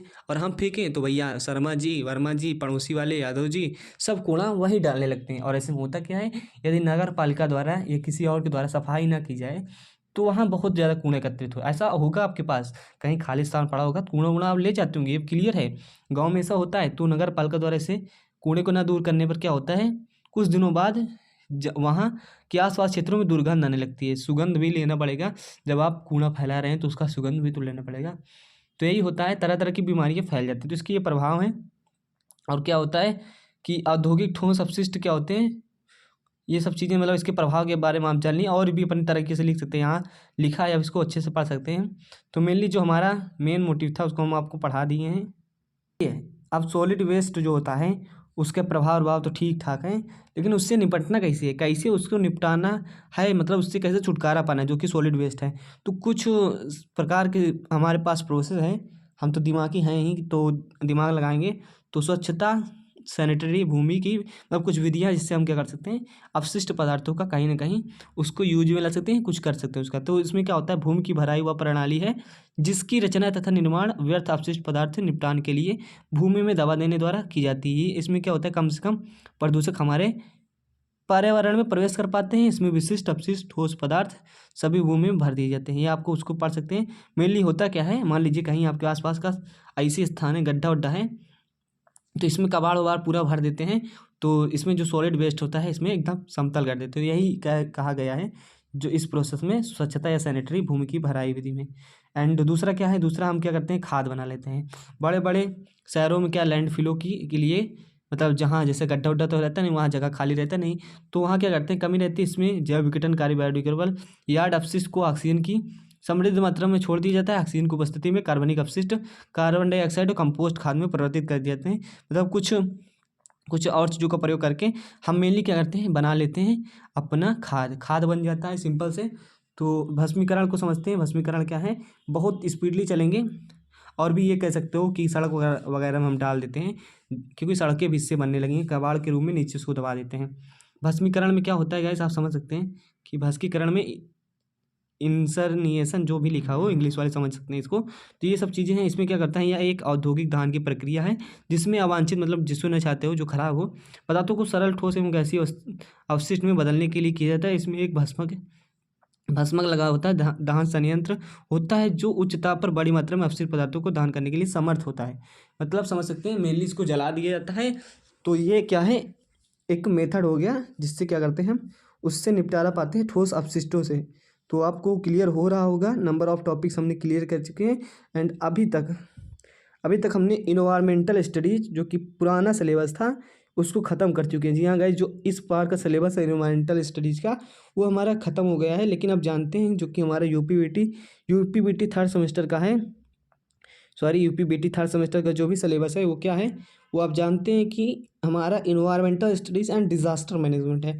तो इन्वायरमेंटल स्टडीज़ पढ़ चुके हैं, डिज़ास्टर मैनेजमेंट की बात कर लेते हैं। बहुत सिंपल है, कुछ ज़्यादा है नहीं, मैं आपको समझा देता हूँ, आप समझ जाइएगा, अच्छे से पढ़ लीजिए, कुछ ज़्यादा नहीं। डिज़ास्टर कॉज एंड हैज़ार्ड, देखिए गाइस, जो हमारा नया सिलेबस है डिजास्टर मैनेजमेंट, तो उसके बारे में पढ़ेंगे। चैप्टर 6 है, 2 चैप्टर में डिवाइड है मेनली। तो डिजास्टर कॉज एंड हैज़ार्ड, ये क्या होता है, आपदा के कारण और उत्पन्न संकट। तो आपदा के बारे में बता देते हैं। आपदा क्या घटना होती है, घटना समझ लीजिए। जी हाँ, मतलब एक घटना होती है। आपदा तो जानते हैं यार, लेकिन समझ लीजिए। एंड हैज़ार्ड क्या होता है, उस घटना से उत्पन्न संकट होता है। मान लीजिए भूकंप आया, भूकंप एक घटना हो गई, घटना हो गई कि नहीं, कि भूकंप आया घटना हो गई, बाढ़ आई घटना हो गई, और उससे क्या संकट उत्पन्न होता है, क्या उसके प्रभाव पड़ते हैं, तो वो हमारा हैज़ार्ड कहलाता है। तो इसका अर्थ तो समझ गए होंगे। एंड यहाँ लिखा भी है, तो कोई रॉकेट साइंस है नहीं, इसको पढ़ के समझ सकते हैं। प्राकृतिक तथा मानव प्रेरित दुर्घटना जिसके, या घटना कह सकते हैं, जिसके कारण पृथ्वी पर उपस्थित अधिकतम जीवधारियों को क्या होता है, तथा चल अचल संपत्ति की एक बहुत बड़े पैमाने पे क्षति या हानि पहुंचती है, नुकसान होता है, जो सभी व्यक्ति, समुदाय, समाज, प्रशासन, बड़े बड़े प्रजाति को प्रभावित करती है। इसके अनेक असाधारण तथा असाधारण उपाय अपनाने पर विवश करना पड़ता है। सिंपली समझिए, डिजास्टर क्या है, प्राकृतिक तथा मानव द्वारा, प्राकृतिक कैसे, मानव द्वारा कैसे, सब समझेंगे, बस बने रहिए। प्राकृतिक मतलब भूकंप आया, एस्ट्रॉयड गिर गया, बाढ़ आ गई, तो ये प्राकृतिक घटना हो गई। इससे क्या होगा, सब लोग प्रभावित होंगे। अब वो मानो कि समझिए, कहीं एटम बम फोड़ दिया गया, कहीं कोई न्यूक्लियर पावर प्लांट ब्लास्ट हो गया, तो एक आपदा है ना, महामारी आ गई, कोरोना कोविड-19 आया, ये भी क्या एक डिजास्टर है। तो इसको समझ सकते हैं आप। तो यहाँ से ये सब चीज़ें क्या, इसके लिए साधारण तथा असाधारण उपाय करने पर जो होती है जनजीवन प्रणाली जो होती है, मतलब विवश होना पड़ता है। ये सब लिखा है, अच्छे से पढ़ सकते हैं नोट्स को, सब चीज़ें क्लियर मेंशन है। डिजास्टर या आपदा एक यूनानी शब्द है जिसका अर्थ अशुभ तारा, बैड स्टार होता है, लिखा जाता है। तो सिंपल सा है, एक नॉलेज के लिए आपको बता दिया था कि ऐसा ऐसा यहाँ से ये चीज़ ली गई है, ऑब्टेन की गई है। बात करते हैं आपदा का वर्गीकरण, क्लासिफिकेशन ऑफ डिजास्टर। डिजास्टर की बात कर लेते हैं। तो मेनली टू टाइप्स में, एक प्राकृतिक, एक आर्टिफिशियल है मानव प्रेरित। इसमें क्या होता है, ये प्राकृतिक आपदाएं दैवीय होती हैं और प्राकृतिक के देन होती हैं, देने नहीं होती, देन होती है, प्राकृतिक द्वारा होती हैं, समझिए। और बहुत वर्तमान समय में हम आने वाले क्या है, वर्तमान समय में आने वाली प्राकृतिक आपदाओं जैसे बाढ़, भूकंप, तूफान, वर्षा, उल्कापिंड का गिरना पूर्वानुमान लगा लेते हैं, लेकिन परंतु होता क्या है, परंतु इसकी तीव्रता, विशालता, रूप सही काल का घटना ज्ञान के बाद ही पता चलता है। मतलब पहले तो आज बात समझिए कि जो भूकंप वगैरह होता है उसका तो अनुमान लगा लेते हैं थोड़ा बहुत पहले, बाढ़ और तो पानी वानी बरसता है जब, मतलब जब सुनामी आएगी, ये सब चीज़ें पहले से जान जाते हैं, लेकिन जो वास्तविकता है, जो घटना घटती है तो उसके बारे में सही चीज़ का पता तो उसी समय लग जाता है जब घटना घटती है। ये सब चीज़ें लिखा है, मेंशन है, तो इसको पढ़ सकते हैं। प्राकृतिक आपदाएं बहुत विनाशकारी होती हैं। इन आपदाओं से पूर्णतः निजात पाना अभी मनुष्य की क्षमता के बाहर है। जाहिर सी बात है, भूकंप आया उसको तो रोक सकते नहीं, लेकिन उससे क्या होते हैं, बचने के लिए कुछ कर सकते हैं, लेकिन पूर्णतः हम उनसे निजात मुक्ति नहीं पा सकते। बात करते हैं मानव प्रेरित आपदाएं, मतलब जो मनुष्य की लापरवाही के कारण होता है, ये समझिए। तो ये आपदाएं मुख्यतः मनुष्य की लापरवाही, भूल या गलती के कारण या एक्सपेरिमेंट के कारण होता है, अथवा किसी व्यवस्था के विफल हो जाने पर होता है। क्या होता है, जैसा बांध का टूटना, बहुमंजिल इमारत का ढह जाना, नाभिकीय रेखा का टूटना, बिजली संयंत्रों में आग लग जाना, कंपनियों में रसायन का रिसाव हो जाना, महामारी फैलना आदि अन्य कारण। जैसे कोविड-19 आया तो ये क्या है, मानव के कारण से ही तो फैला। अब भाई ऊट पटांग साड़ी गली चीज़ खाओगे, अब खाओगे तुम, सब्जी खाना नहीं, चावल खाना नहीं, दाल चावल से काम नहीं चलेगा, चमगादड़ खाने चले हो तो तरह तरह की बीमारियाँ तो उत्पन्न करोगे ही ना। तो आदमी बहुत खतरनाक है भैया, जानवर से खतरनाक तो आदमी, इंसान है हमारे। तो ये सब भी बीमारियाँ पैदा कर रहे हैं, और चाइना वाले तो बात ही न की जाए इनकी। तो ये सब चीज़ें आप कुछ एग्जांपल के थ्रू समझ लीजिए कि मानव प्रेरित क्या है।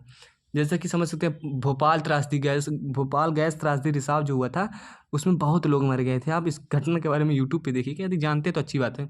जापान में परमाणु बम गिराने, यूक्रेन ये सब युद्ध हो रहा है, कि आपदे तो कोरोना वायरस क्या है, हमने ही तो उत्पन्न किया, उटपटांग चीज़ें कर रहे हैं, तो कहीं ना कहीं हमें हानि तो पहुँचेगी। अब उपरोक्त आपदाओं को उनकी घटना के प्रकृति के आधार पे निम्न वर्गों में डिवाइड किया गया है, रखा गया है, इसको समझ लीजिए। देखिए गाइस, अब बात कर लेते हैं हम कुछ फ्रेमवर्क की। फ्रेमवर्क क्या होता है आपको समझाता हूँ। यदि कोई आपदा आई, मान लीजिए सपोज दैट कोई स्टॉर्म आया, तूफान आई, बाढ़ आया, भूकंप आया, भूचाल आया, ये सब आया, तो इसे बचाव के लिए कुछ उपाय करने पड़ेंगे। और वो कौन से उपाय करना पड़ेगा, देखिए अपने अपने तरीक़ों से हम तो कुछ न कुछ करेंगे, कुछ न कुछ बचाव कार्य करेंगे, लेकिन एक लिखित रूप से किसी संस्थागत द्वारा, किसी संगठन द्वारा कुछ बातें निर्धारित की गई हैं कि यदि कुछ आपदाएं आती हैं तो उनसे बचाव हेतु कुछ काम कर लेना चाहिए, कुछ बातें करनी चाहिए। तो वो आपको बता देते क्या करना पड़ता है। तो यही सब चीज़ें फ्रेमवर्क के अंतर्गत आती हैं। Yokohama strategy for safer world, देखिए याकोहामा स्ट्रेटजी है जो कि विश्व के लिए, सेफर वर्ल्ड मतलब कि सब विश्व के लिए है, वो भी सेफर मतलब कि आप जानते हैं 1919 में आया था। तो याकोहामा स्ट्रेटजी है, इसमें कुछ चीज़ें मेंशन है, जैसे कि आप जानते हैं, इसको पढ़ने के बाद सब कुछ क्लियर हो जाएगा। होता क्या है कि जापान में याकोहामा शहर में कई अंतर्राष्ट्रीय सम्मेलन की मेज़बानी की गई। मेज़बानी मतलब लीडरशिप, जैसे कि G20 हुआ अपने यहाँ, उसी प्रकार क्या हुआ, मेज़बानी की गई। और इसमें उल्लेखनीय लोगों में से एक सुरक्षित दुनिया के लिए याकोहामा रणनीति है। देखिए याकोहामा एक रणनीति है, इसमें यही सब चीज़ें मेंशन है कि आपदा के आने के बाद क्या करना चाहिए, किस प्रकार से हम क्या कहते हैं आपदा से मुक्ति पा सकते हैं। मुक्ति तो नहीं पा सकते, मतलब उससे हुई क्षति को क्या कर सकते हैं, कम कर सकते हैं। तो ये सब चीज़ें हैं, तो उसमें कुछ बातें की गई। सम्मेलन मतलब बैठक हुई, कुछ लोगों ने बातचीत की, बड़े बड़े, मतलब आप समझ सकते हैं जैसे WHO है, तो उसमें कुछ बड़े बड़े डॉक्टर वगैरह उसमें बैठक में भाग लेंगे और करेंगे। जिस प्रकार कोरोना महामारी में मिलकर सामना किए थे, उसी प्रकार यदि कोई और आपदा आती है तो उसके लिए बात की गई। तो ये सब क्या है, संबंधित आपदा जोखिम पे संबंधित है। मतलब सम्मेलन में जो हुआ था, सम्मेलन प्राकृतिक आपदाओं से संबंधित मुद्दों आपदा जोखिम से कमी के महत्व पर केंद्रित है। मतलब कि जो बैठक हुई, इसमें मेन मोटिव ये था कि कैसे भी करके यदि कोई आपदा आती है विश्व में, पूरे दुनिया में, तो उस आपदा तो आएगी, उसको रोक नहीं पाएंगे। भूकंप रोक पाओगे कि आना है तो उसको रोक दोगे, नहीं रोक पाओगे, लेकिन उससे होने वाली कमी को कम कर सकते हो, क्षति को कम कर सकते हो, वही कर सकते हैं। बस ये सब चीज़ें कही गई हैं, इसको अच्छे से पढ़ते हैं। याकोहामा रणनीति प्राकृतिक आपदा न्यूनीकरण मतलब कम करने के लिए। संयुक्त राष्ट्र के अंतर्राष्ट्रीय दशक से उभरी 1990 से 1999 तक चली रणनीति एक प्राथमिक लक्ष्य समुदाय और राष्ट्रों पर प्राकृतिक आपदाओं से प्रभाव को कम करना था। मतलब कि इसका मेन यही मोटिव था कि क्या है, सब लोग मिल करके यदि कहीं किसी भी राष्ट्र पर किसी भी कहीं भी कोई आपदा आती है तो उसको कम करना था। ठीक है, तो ये सब चीज़ें हैं, क्लियर हो रहा होगा। जो क्या है थी रणनीति ने प्राकृतिक आपदाओं से जुड़े जोखिम को कम करने के लिए सक्रिय उपायों, तैयारियों तथा अंतर्राष्ट्रीय सहयोग को महत्व दिए। ये सब बातें आप पढ़ सकते हैं। देखिए, इसमें आपको मैं एक चीज़ बता दूं। देखिए, आप 3 चीज़ें हैं। द फ्रेमवर्क जो है योकोहामा स्ट्रेटजी है and Hyogo framework for action HFA है, एंड एक है क्या हमारा, आप देख सकते हैं सेंडाई फ्रेमवर्क है। तो ये सब चीज़ें, लेकिन आपको मैं कुछ एक बात बता दूं कि देखिए, अब तो ये सब इसका स्टेटमेंट हो गया, लेकिन इसमें क्या क्या करना है, क्या क्या बातें ये सब दी गई है। लेकिन मैं आपको बता दे रहा हूँ कि तीनों जो हैं, जो कि योकोहामा और ह्योगो और सेंडाई जो है, उसमें तीनों में हम एक ही बात को पढ़ेंगे। एग्ज़ाम में अगर आता है तो उसी बात को लिख देंगे। सबको क्यों लिख देंगे, क्योंकि वही चीज़ें हैं यार सब में। तो मैं आपको बस तीनों को पढ़ा करके एक में ही लिखवा दूंगा। देखिए, सपोज दैट कोरोना वायरस आया तो WHO के अनुसार कुछ गाइडलाइंस जारी हुई और कुछ मेडिकल संस्थाओं अपने भारत द्वारा और अन्य देशों द्वारा अपने लिए जारी की जाएगी बातें। तो उसमें कुछ कॉमन रहता है। कैसे, मान लीजिए कोरोना आया, कोरोना में क्या होगा कि हाथ धुलना मतलब कि मास्क लगाना, कुछ और सोशल डिस्टेंसिंग तो कुछ चीज़ें कॉमन ही रहती हैं। उसी प्रकार आपदा से बचने के लिए कुछ काम करना ही कॉमन रहता है। तो उसी के अनुसार हम चीज़ों को पढ़ लेंगे। तो ये सब चीज़ें हैं। अब ह्योगो फ्रेमवर्क पढ़ते हैं, इसमें ज़्यादा ध्यान नहीं देंगे, इसी की चीज़ें पढ़ लेंगे। ह्योगो फ्रेमवर्क में क्या करना है, बचाव कार्य कैसे करना है, उसी से हमारा काम हो जाएगा। वही चीज़ उसमें भी है, मैंने बता दिया ना एग्जाम्पल से कि कोरोना आया तो कुछ गाइडलाइंस जारी होंगी, जो कि कुछ चीज़ें सबके लिए कॉमन रहती हैं। यही सब चीज़ें आपको बता दे रहे हैं। क्या है Hyogo framework for action HFA 2005 में जापान के ह्योगोसन में। जब देखिए, जापान एक ऐसा शहर है जहाँ भूकंप वगैरह बहुत ज़्यादा आता है। आप सुने होंगे, जानते नहीं तो अभाव है नॉलेज का। क्या न्यूनीकरण पर जो ये सब चीज़ को पढ़ सकते हैं। फ्रेमवर्क जो है फॉर एक्शन HFA 2005 में जापान के ह्योगो में आयोजित आपदा न्यूनीकरण पर विश्व सम्मेलन के दौरान अपनाया गया था। एक वैश्विक समझौता था। क्या है, एक वैश्विक ग्लोबल समझौता था। फ्रेमवर्क में 2005 से 2015 तक अगले दशक में आपदाओं को प्रभाव से कम करने के लिए रणनीति दृष्टिकोण प्रदान किया। मतलब मेनली क्या था ये जो अगला वाला था HFA, ये 2005 से 2015 तक आपदाओं को कम करने के लिए था। सब चीज़ वही है यार मेनली, बस आपको ये इस चीज़ को ध्यान देना है। टाइम पीरियड 2005 से 2015 तक, इसको समझ गए होंगे, आप इतने समझदार भी हैं। तो ये सब चीज़ें हैं एंड के लिए रणनीति दृष्टिकोण प्रदान किया। इसका प्राथमिक लक्ष्य, जो मेन लक्ष्य था, आपदाओं के लिए राष्ट्रों व समुदायों का लचीलेपन का निर्माण। लचीलेपन का मतलब कि मान लीजिए कोई पड़ोसी देश है, उससे उसकी दुश्मनी है, लड़ाई है, ऐसा होता रहता है अमूमन। तो ऐसा नहीं है, जब हम आपदा आती है तो सभी लोग मिल के काम करेंगे। ओके, जैसा कि अभी चाइना भारत का विवाद रहता है हमेशा के लिए, लेकिन जब कोरोना वायरस आया था तो सब देश मिलकर काम कर रहे थे। सपोज आई होप आपको ये सब चीज़ें मेरे एग्जाम्पल के थ्रू समझ में आ जाती होंगी। तो ये सब चीज़ें आप पढ़ सकते हैं। इसका HFA ने मतलब Hyogo framework for action 2005 to 2015। HFA ने क्या है, राष्ट्रीय और स्थानीय स्तर पर कार्रवाई के लिए कुछ प्राथमिकताओं को रेखांकित की। मतलब कि ये चीज़ें करनी चाहिए अंतर्राष्ट्रीय लेवल पे, और जहाँ पे घटना होती है जहाँ पर, तो उस पर भी कुछ करना चाहिए। तो बातें क्या की कहेंगे, ढांचे ने कार्रवाई के लिए 5 प्राथमिकताओं की पहचान दी, जो निम्न है। हाँ, 5 बातें कही थी कि ये पहली बात क्या है कि यह सुनिश्चित करना कि आपदा आने पर सभी को आपदा से होने वाले नुकसान को कम करना, राष्ट्रीय स्थानीय स्तर पर राहत कार्य, आपदा नियंत्रण हेतु सहयोग। ये सब चीज़ें आप पढ़ सकते हैं। मेन क्या है कि यदि कहीं भी कुछ भी आपदा आती है तो वो समझ के चलिए कि वो आपदा सबके लिए है और सब उस पर मिलकर काम करेंगे। यही इसका मेन कहने का अर्थ है। इसको मैंने बता दिया, पढ़ सकते हैं आप। क्लियर है। दूसरा कह रहा है कि आपदा जोखिम की पहचान, आकलन है, डिफरेंशिएशन नहीं, निगरानी करें। मतलब कि आपदा आने से पहले, आपदा जब आती है तो उसकी जोखिम क्या होगा, कितनी ज़्यादा हानि हो सकती है, क्या कैसे हो सकता है, कितना संभावना है, वो सब चीज़ें। प्रारंभिक चेतावनी को बढ़ाया गया। मतलब इसमें लोगों को पहले से बता दिया कि बाढ़ आने वाली है यहाँ न रहा जाए तो अच्छा है। ये सब मतलब पहले से अवगत किया जाता है। या प्राथमिकता जो है आपदाओं के प्रभाव को कम करने के लिए प्राथमिक चेतावनी प्रणाली विकसित है। जो दूसरा वाला इसमें मेन चीज़ है क्या है, लोगों को चेतावनी देना, सक्रिय कर देना कि एक्टिव हो जाइए। भूकंप आने वाला है, एस्टेरॉयड गिरने वाला है, ये सब चीज़ें हैं जैसे कि आप जानते हैं। सभी स्तरों पर सुरक्षा और लचीलेपन संस्कृति, सभी स्तरों पर, सभी लेवल पे, मतलब विश्व लेवल हो या कंट्री लेवल हो, सभी स्तरों पर सुरक्षा और लचीलेपन की संस्कृति बनाने के लिए ज्ञान और शिक्षा का उपयोग करें। इस प्राथमिकता का उद्देश्य जोखिम के बारे में सार्वजनिक जागरूकता को समझ को बढ़ाना है। देखिए इसको में क्या है, जैसे सांस्कृतिक सुरक्षा, लचीलापन, ये सब जो है, ये सब इसका मतलब ये हुआ कि सपोज दैट कोरोना आया था, कोरोना में आया था तो हम कुछ त्यौहार सेलिब्रेट करते हैं जो कि बहुत ही भीड़ भाड़ में और अच्छे से मनाते हैं, तो लेकिन सोशल डिस्टेंसिंग का पालन करना था, तो वहाँ संस्कृति को कहीं ना कहीं लचीला बनाया गया है। तो ऐसा होना चाहिए। देखिए ना, आपने देखा होगा कि बहुत से त्यौहार कोरोना में नहीं मनाए गए तो बहुत नॉर्मल तरीके से, जिस तरह हर बार मनाते उस तरह नहीं मनाएंगे। लचीलापन संस्कृति क्यों, इसी का मतलब यही हुआ आपका।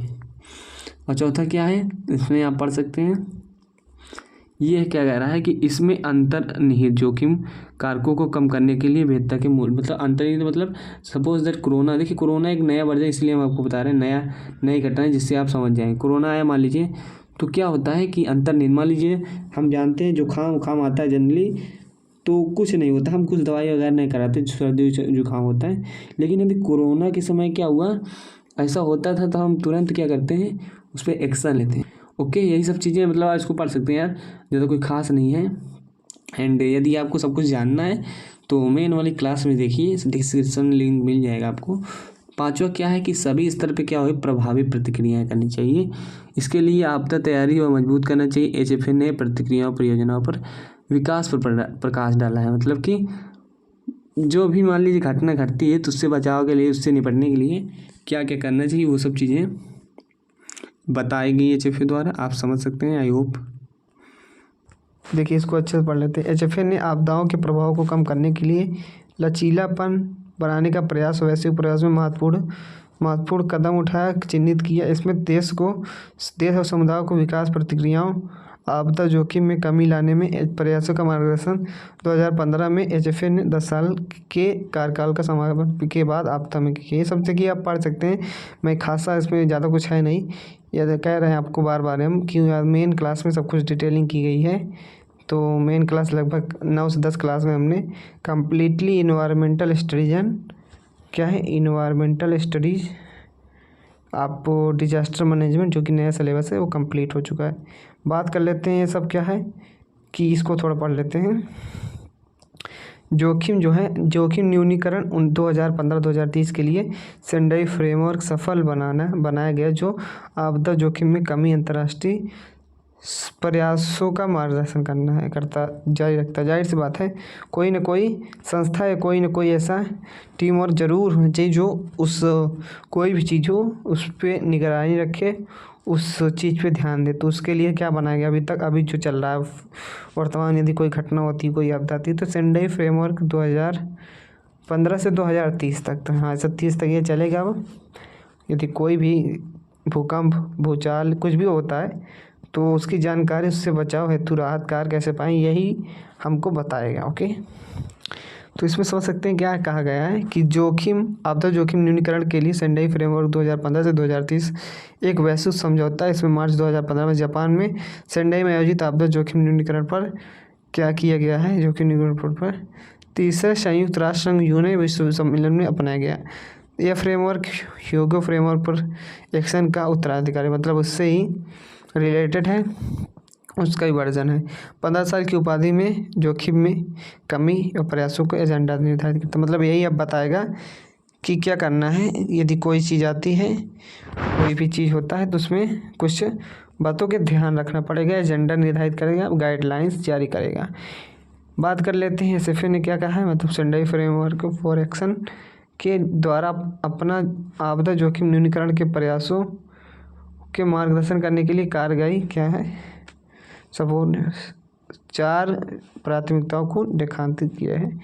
पढ़ सकते हैं, ज़्यादा टाइम वेस्ट करने का नहीं, इधर पढ़ने का है, तो आप यहाँ पढ़ सकते हैं। 4 पॉइंट्स लिखे हैं। पहला क्या है, आपदा जोखिम को समझना कि मेन चीज़ ये है। पहला आप इसके अनुसार संडे फ्रेमवर्क फॉर एक्शन के अनुसार सबसे पहले तो आपदा को समझ लो कि आपदा कितनी घातक है, क्या क्या तबाही मचा सकती है। दूसरा क्या है, आप पढ़ सकते हैं इसको, आपदा जोखिम का प्रबंधन करने के लिए आपदा जोखिम शासन को मजबूत करना। मतलब उसके लिए जो भी फोर्स बनाया गया है, जो भी बल बनाया गया है, जैसे कि किसी चीज़ के निपटने के लिए मान लीजिए कोई टीम विशेष करके किसी चीज़ के लिए बनी होती है, तो उस प्रशासन पे जोर देना। ओके, उस प्रशासन पे जोर देना। तो लचीलेपन का अपना न्यूनीकरण में निवेश, आपदा न्यूनीकरण में निवेश, ये क्या है, ये सब आप पढ़ सकते हैं एंड डिटेल वाली। सो देखिए गाइस, आप पढ़ते हैं हम disaster management preparedness and response in India.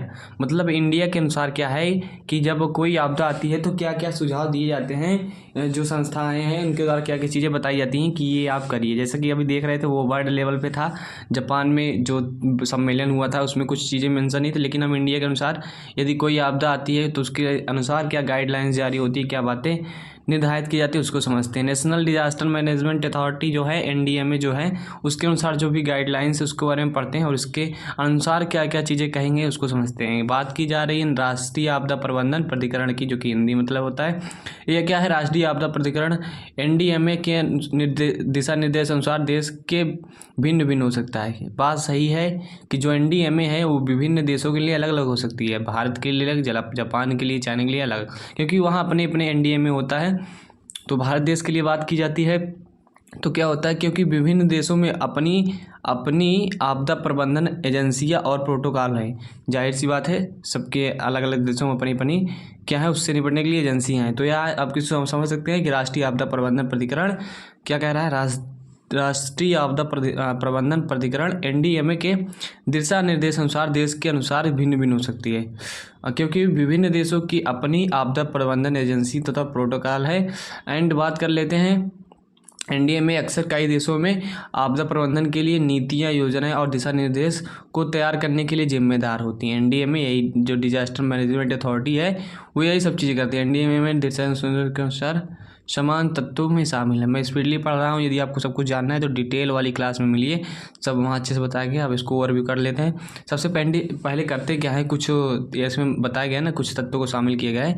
तो प्रिपेयर्डनेस करते हैं, तैयारी करते हैं। इसमें अच्छे से तैयारी के दौरान क्या करते हैं, देखिए तैयारी मतलब क्या करते हैं, किसी आपदा से निपटने के लिए तैयारी करते हैं। इसमें ईयरली वार्निंग सिस्टम, इसमें जो सिस्टम होता है लोगों को चेतावनी देने का, उसको अच्छे से मेंटेन करते हैं। किसी भी क्षेत्र में किसी भी स्थान में बाढ़, भूकंप, भूचाल जैसी समस्या अगर आने वाली है।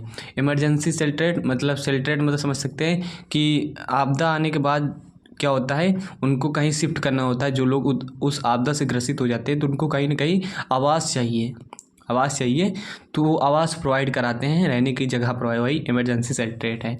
Training and capacity building for response team, मतलब ट्रेनिंग वगैरह कराते हैं कि उस चीज़ से निपटने के लिए। ये सब आप पढ़ सकते हैं। रिस्पॉन्स क्या है, उसमें प्रतिक्रिया क्या होती है जब कोई चीज़ आ जाता है। तो इमरजेंसी रिस्पॉन्स प्लान, उसके लिए क्या करते हैं, एक प्लान बनाते हैं उस चीज़ से निपटने के लिए, योजना बनाते हैं इमरजेंसी आपातकालीन में। सर्च एंड रेस्क्यू ऑपरेशन चलाते हैं। मान लीजिए भूकंप आया तो अब क्या करें, भूकंप नहीं, बाढ़ आई तो सर्च और रेस्क्यू ऑपरेशन चलाएंगे, लोगों को बचाएंगे और उसको खोजेंगे, यही सब कार्य करते हैं। And medical and humanitarian assistant, मेरी बात मानिए तो मेरी डिटेल क्लास देख लीजिए, वहाँ मैंने काफ़ी अच्छे से पढ़ाया। यदि मैं यार चीज़ों का डिटेल करने लगूँगा तो काफ़ी ज़्यादा टाइम एक्सपेंड हो जाएगा, इसलिए मैं चीज़ों को थोड़ा ओवरव्यू करते जा रहा हूँ। मेडिकल एंड ह्यूमैनिटेरियन मतलब चिकित्सक और मानवीय सहायता प्रदान करते, जो लोग उस चीज़ से ग्रसित होते हैं किसी भी आपदा से, तो उनको इस प्रकार की सुविधाएं दी जाए। रिकवरी क्या है, मान लीजिए ये सब हो गया, मान लीजिए बाढ़ आई चली गई, अब उससे भरपाई कैसे करेंगे, उस चीज़ से निपट लिए। अब क्या करेंगे, जो भी घाटा लगा है, जो भी चीज़ें गड़बड़ी है उसको मेंटेन फिर से कैसे करेंगे। तो रिहेबिलाइजेशन रिकॉन्स्ट्रक्शन प्लान, इसमें क्या होता है, रिहेबिलाइजेशन एंड रिकॉन्स्ट्रक्शन प्लान में हम करते क्या हैं, देखिए रिहेबिलाइजेशन मतलब पुनर्वास एंड रिकन्स्ट्रक्शन मतलब फिर से क्या करते हैं, निर्माण करते हैं भवनों का। तो ये सब प्लान करते हैं, ये सब आपका अर्थ बता दे रहा हूँ, आप समझ जाइएगा। रिहेबिलाइजेशन मतलब पुनर्वास एंड रिकन्स्ट्रक्शन है पुनर्निर्माण। तो ये सब प्रक्रिया करते हैं, रिकवरी होती है।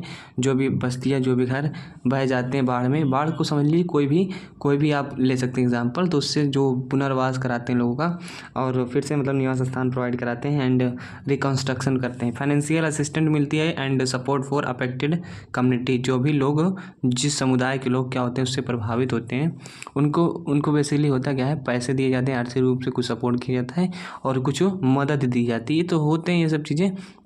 एंड उसके बाद ये सब समझ सकते हैं कि कम्युनिकेशन, इंफॉर्मेशन, संचार और सुविधाएं फिर से मेंटेन की जाती है, क्योंकि उस समय मान लीजिए बाढ़ आई है तो बिजली और संचार सुविधाएं ठप हो जाती हैं, रुक जाती हैं। जब बहुत मतलब भारी तबाही हो जाती है तब ऐसा होता है। एंड छोटे मोटे चीज़ों में नहीं होता। तो ये सब देख सकते हैं पब्लिक अवेयरनेस सूचना। फिर क्या करते हैं, जब मान लीजिए उससे मुक्ति पा जाते हैं तो सब पब्लिक अवेयरनेस चलाते हैं, मतलब उस चीज़ के बारे में लोगों को अवगत कराते हैं। और communication strategies during disaster and information destination to public, ये सब चीज़ें हैं, आप इसको समझ सकते हैं। नहीं तो डिटेल वाली क्लास में मैंने बहुत अच्छे से एक अर्थ बताया है। एंड देखिए वो काफ़ी ज़्यादा इंपॉर्टेंट भी नहीं था जैसा जो मैं नहीं बता रहा हूँ। एंड अकॉर्डिंग टू यू अपने अनुसार कुछ आप चीज़ें लिख सकते हैं। कोविड-19 के बारे में पढ़ लेते हैं। Case study of disaster management effort, आपदा प्रबंधन प्रयासों के मामले का अध्ययन। जाहिर सी बात है आप क्या करेंगे, केस स्टडी। केस स्टडी क्या होती है, कोई घटना घटी है उसके बारे में थोड़ा स्टडी करेंगे, क्योंकि केस स्टडी में हम ये देखते हैं कि जो भी आपदा आई है मान लीजिए वो किस कारण आई है, क्या हानियाँ थी, क्या लक्षण होते हैं, तो यही सब पढ़ेंगे। तो केस स्टडी में कोविड-19 के बारे में दिया गया है, तो इसको बेसिकली हम जानते भी अच्छे से और इसकी केस स्टडी कर लेते हैं। ओके, निश्चित रूप से SARS-CoV-2 नोवेल कोरोना वायरस के कारण कोविड-19 महामारी वैश्विक स्वास्थ्य का संकट है, जिसका सामाजिक एवं आर्थिक राजनीतिक स्तर पर प्रभाव पड़ा। यहाँ पर संक्षिप्त केस स्टडी का अवलोकन है। ये सब चीज़ें आप जानते हैं। केस कोरोना वायरस के बारे में अच्छे से, प्रकोप की उत्पत्ति क्या होता है, आउटब्रेक ओरिजिन जो है, एक रिपोर्ट के अनुसार कोविड-19 का मतलब क्या हुआ, कोरोना वायरस डिजीज, मतलब कोविड-19 का फुल फॉर्म हुआ, कोविड-19 का फुल फॉर्म क्या हुआ, CO का मतलब हुआ कोविड, कोरोना, एंड VI मतलब वायरस, एंड D का मतलब डाइसिस। तो एंड 19 मतलब 2019 में था। का पहला मामला रिपोर्ट 2019 में चीन के वुहान क्षेत्र में सामने आया था। अजातिया वायरस चमगादड़ से उत्पन्न हुआ था ऐसा माना जाता है। वैश्विक प्रसार कैसे हुआ, वायरस तेजी के साथ अंतर्राष्ट्रीय स्तर पर फैल गया, जिससे वैश्विक महामारी हो गई। क्या हुआ, 2 मार्च 2020 में विश्व स्वास्थ्य संगठन WHO ने इसे कोविड-19 को एक महामारी घोषित कर दिया। जी हाँ गाइस, ऐसा हुआ था। संचरण क्या है, ट्रांसमिशन क्या है, कोविड-19 मुख्य रूप से जनसंपर्क, श्वसन बूंदों, मतलब आप समझ सकते हैं कोविड-19 कैसे फैलता है, वो तो आप बेसिकली जानते हैं, सब लिखा है। उसके उच्च संचरण दल, मतलब बहुत तेज़ी से साथ फैलता है, इसके वैश्विक प्रसार में योगदान था। तो जो संचरण हो रहा था मतलब फैलाव, इसमें पब्लिक हेल्थ क्या, सार्वजनिक स्वास्थ्य पे क्या प्रतिक्रिया रही। लॉकडाउन, इसमें क्या हुआ कि लॉकडाउन और सोशल डिस्टेंसिंग, तो कई देशों में वायरस को रोकने के लिए लॉकडाउन, यात्रा प्रतिबंध और सोशल डिस्टेंसिंग जैसे उपाय को लागू किए गए। ये तो भारत में भी लागू हुआ था। हेल्थ केयर पर तनाव कैसे बढ़ा, क्या मामला में क्या चीज़ें देख सकते हैं, मामले में वृद्धि होने पर क्या हुआ, अस्पतालों, नर्सिंग होम, बड़े बड़े मतलब बेडों कह सकते हैं, बेडों, दवाओं व अन्य चिकित्सा संबंधी चीज़ों में कमी होने लगी। आप ये सब चीज़ें लिख सकते हैं। ऑक्सीजन में कमी होने लगी, ऑक्सीजन सिलेंडर नहीं मिल रहा था। वैक्सीन विकास क्या, कोविड-19 में टीकाकरण की दर बढ़ाया गया और वैज्ञानिक, डॉक्टरों द्वारा, सरकारों द्वारा तथा कंपनियों द्वारा, मतलब इस समय जब वैक्सीन आ गई तो उसको क्या करें, पहली बात तो वैक्सीन में बहुत रिसर्च चली, बहुत लोगों ने, बहुत देशों ने इस पर अपना काम किया, हालांकि भारत ने इसमें अपना नाम रोशन किया। तो ये सब चीज़ें आप जानते हैं, अभी फिलहाल की घटना है। तो वैश्विक मंदी की बात कर ले तो महामारी ने गंभीर आर्थिक मंदी का नेतृत्व किया। जी हाँ गाइस, महामारी ने जो है एक मंदी आ गई इस समय, उसमें बहुत लोगों का नुकसान हुआ, बहुत कारोबार चौपट हो गए, ठप हो गए। तो यही सब चीज़ें हैं। सरकारी प्रोत्साहन क्या मिला, कई राष्ट्रों की सरकारी व अमीर लोगों द्वारा, मतलब बहुत सी संस्थाएं थी, अभी कुछ लोगों ने डोनेशन किया था, तो इसमें क्या हुआ, आर्थिक गिरावट से प्रभावित लोगों की मदद की गई। तो ये सब चीज़ें हैं, आप इसको समझ सकते हैं। एंड आपको आज का ये जो मैराथन सेशन रहा आपका कंप्लीट हो गया। तो प्लीज़ बताइएगा वीडियो कैसे लगा। एंड आपको मैं पहले से बता दे रहा हूँ कि यदि इसका PDF चाहिए तो टेलीग्राम ग्रुप ज्वाइन कर लीजिए, लिंक मिल जाएगी डिस्क्रिप्शन में, नहीं तो अबाउट सेशन में जाकर मेरे चैनल पे वहाँ से आप ज्वाइन हो सकते हैं, इस चीज़ को पाएंगे। एंड आप इसको शेयर कीजिएगा ज़रूर से ज़रूर, क्योंकि देखिए मैंने इसमें आपको, मैं पहले से बता दे रहा हूँ, मैंने बहुत ही हल्के में इसको पढ़ाया है, ज़्यादा इस पर एफर्ट नहीं दिया, ज़्यादा जोर नहीं दिया। क्यों नहीं दिया, क्योंकि मैंने ऑलरेडी 9-10 वीडियो बना दिया है इसका, और ज़्यादा बड़े वीडियो नहीं है, आप उसको देख सकते हैं और चीज़ों को अच्छे से समझ सकते हैं। तो ये रहा आपका पूरा, आप देख सकते हैं क्या क्या कोई टॉपिक छूटा नहीं है, नंबर ऑफ़ टॉपिक्स हमने क्लियर किया है। तो आई होप आपको वीडियो अच्छा लगा होगा, और दोस्तों के साथ प्लीज़ शेयर कीजिएगा। एंड यदि आपको पूरी जानकारी लेना हो तो मेरे चैनल पे प्ले लिस्ट बन चुकी है, तो उसको आप वॉच कर सकते हैं। 9-10 वीडियो हैं, काफ़ी ज़्यादा लंबा वो भी नहीं है। तो ये सेशन ख़त्म होता है आपका महामैराथन, तो इसको प्लीज़ शेयर कीजिएगा ताकि और लोगों को हेल्प मिल सके। तो आप देख सकते हैं बहुत ज़्यादा लॉन्ग PDF था, वो PDF के थ्रू हमने आपको पढ़ाया है। सो मिलते हैं नेक्स्ट वीडियो में, तब तक के लिए bye bye. Okay, take care. Okay, and इसको सब्सक्राइब कर लीजिए चैनल को ताकि हर नोटिफिकेशन आपको मिलती रहे।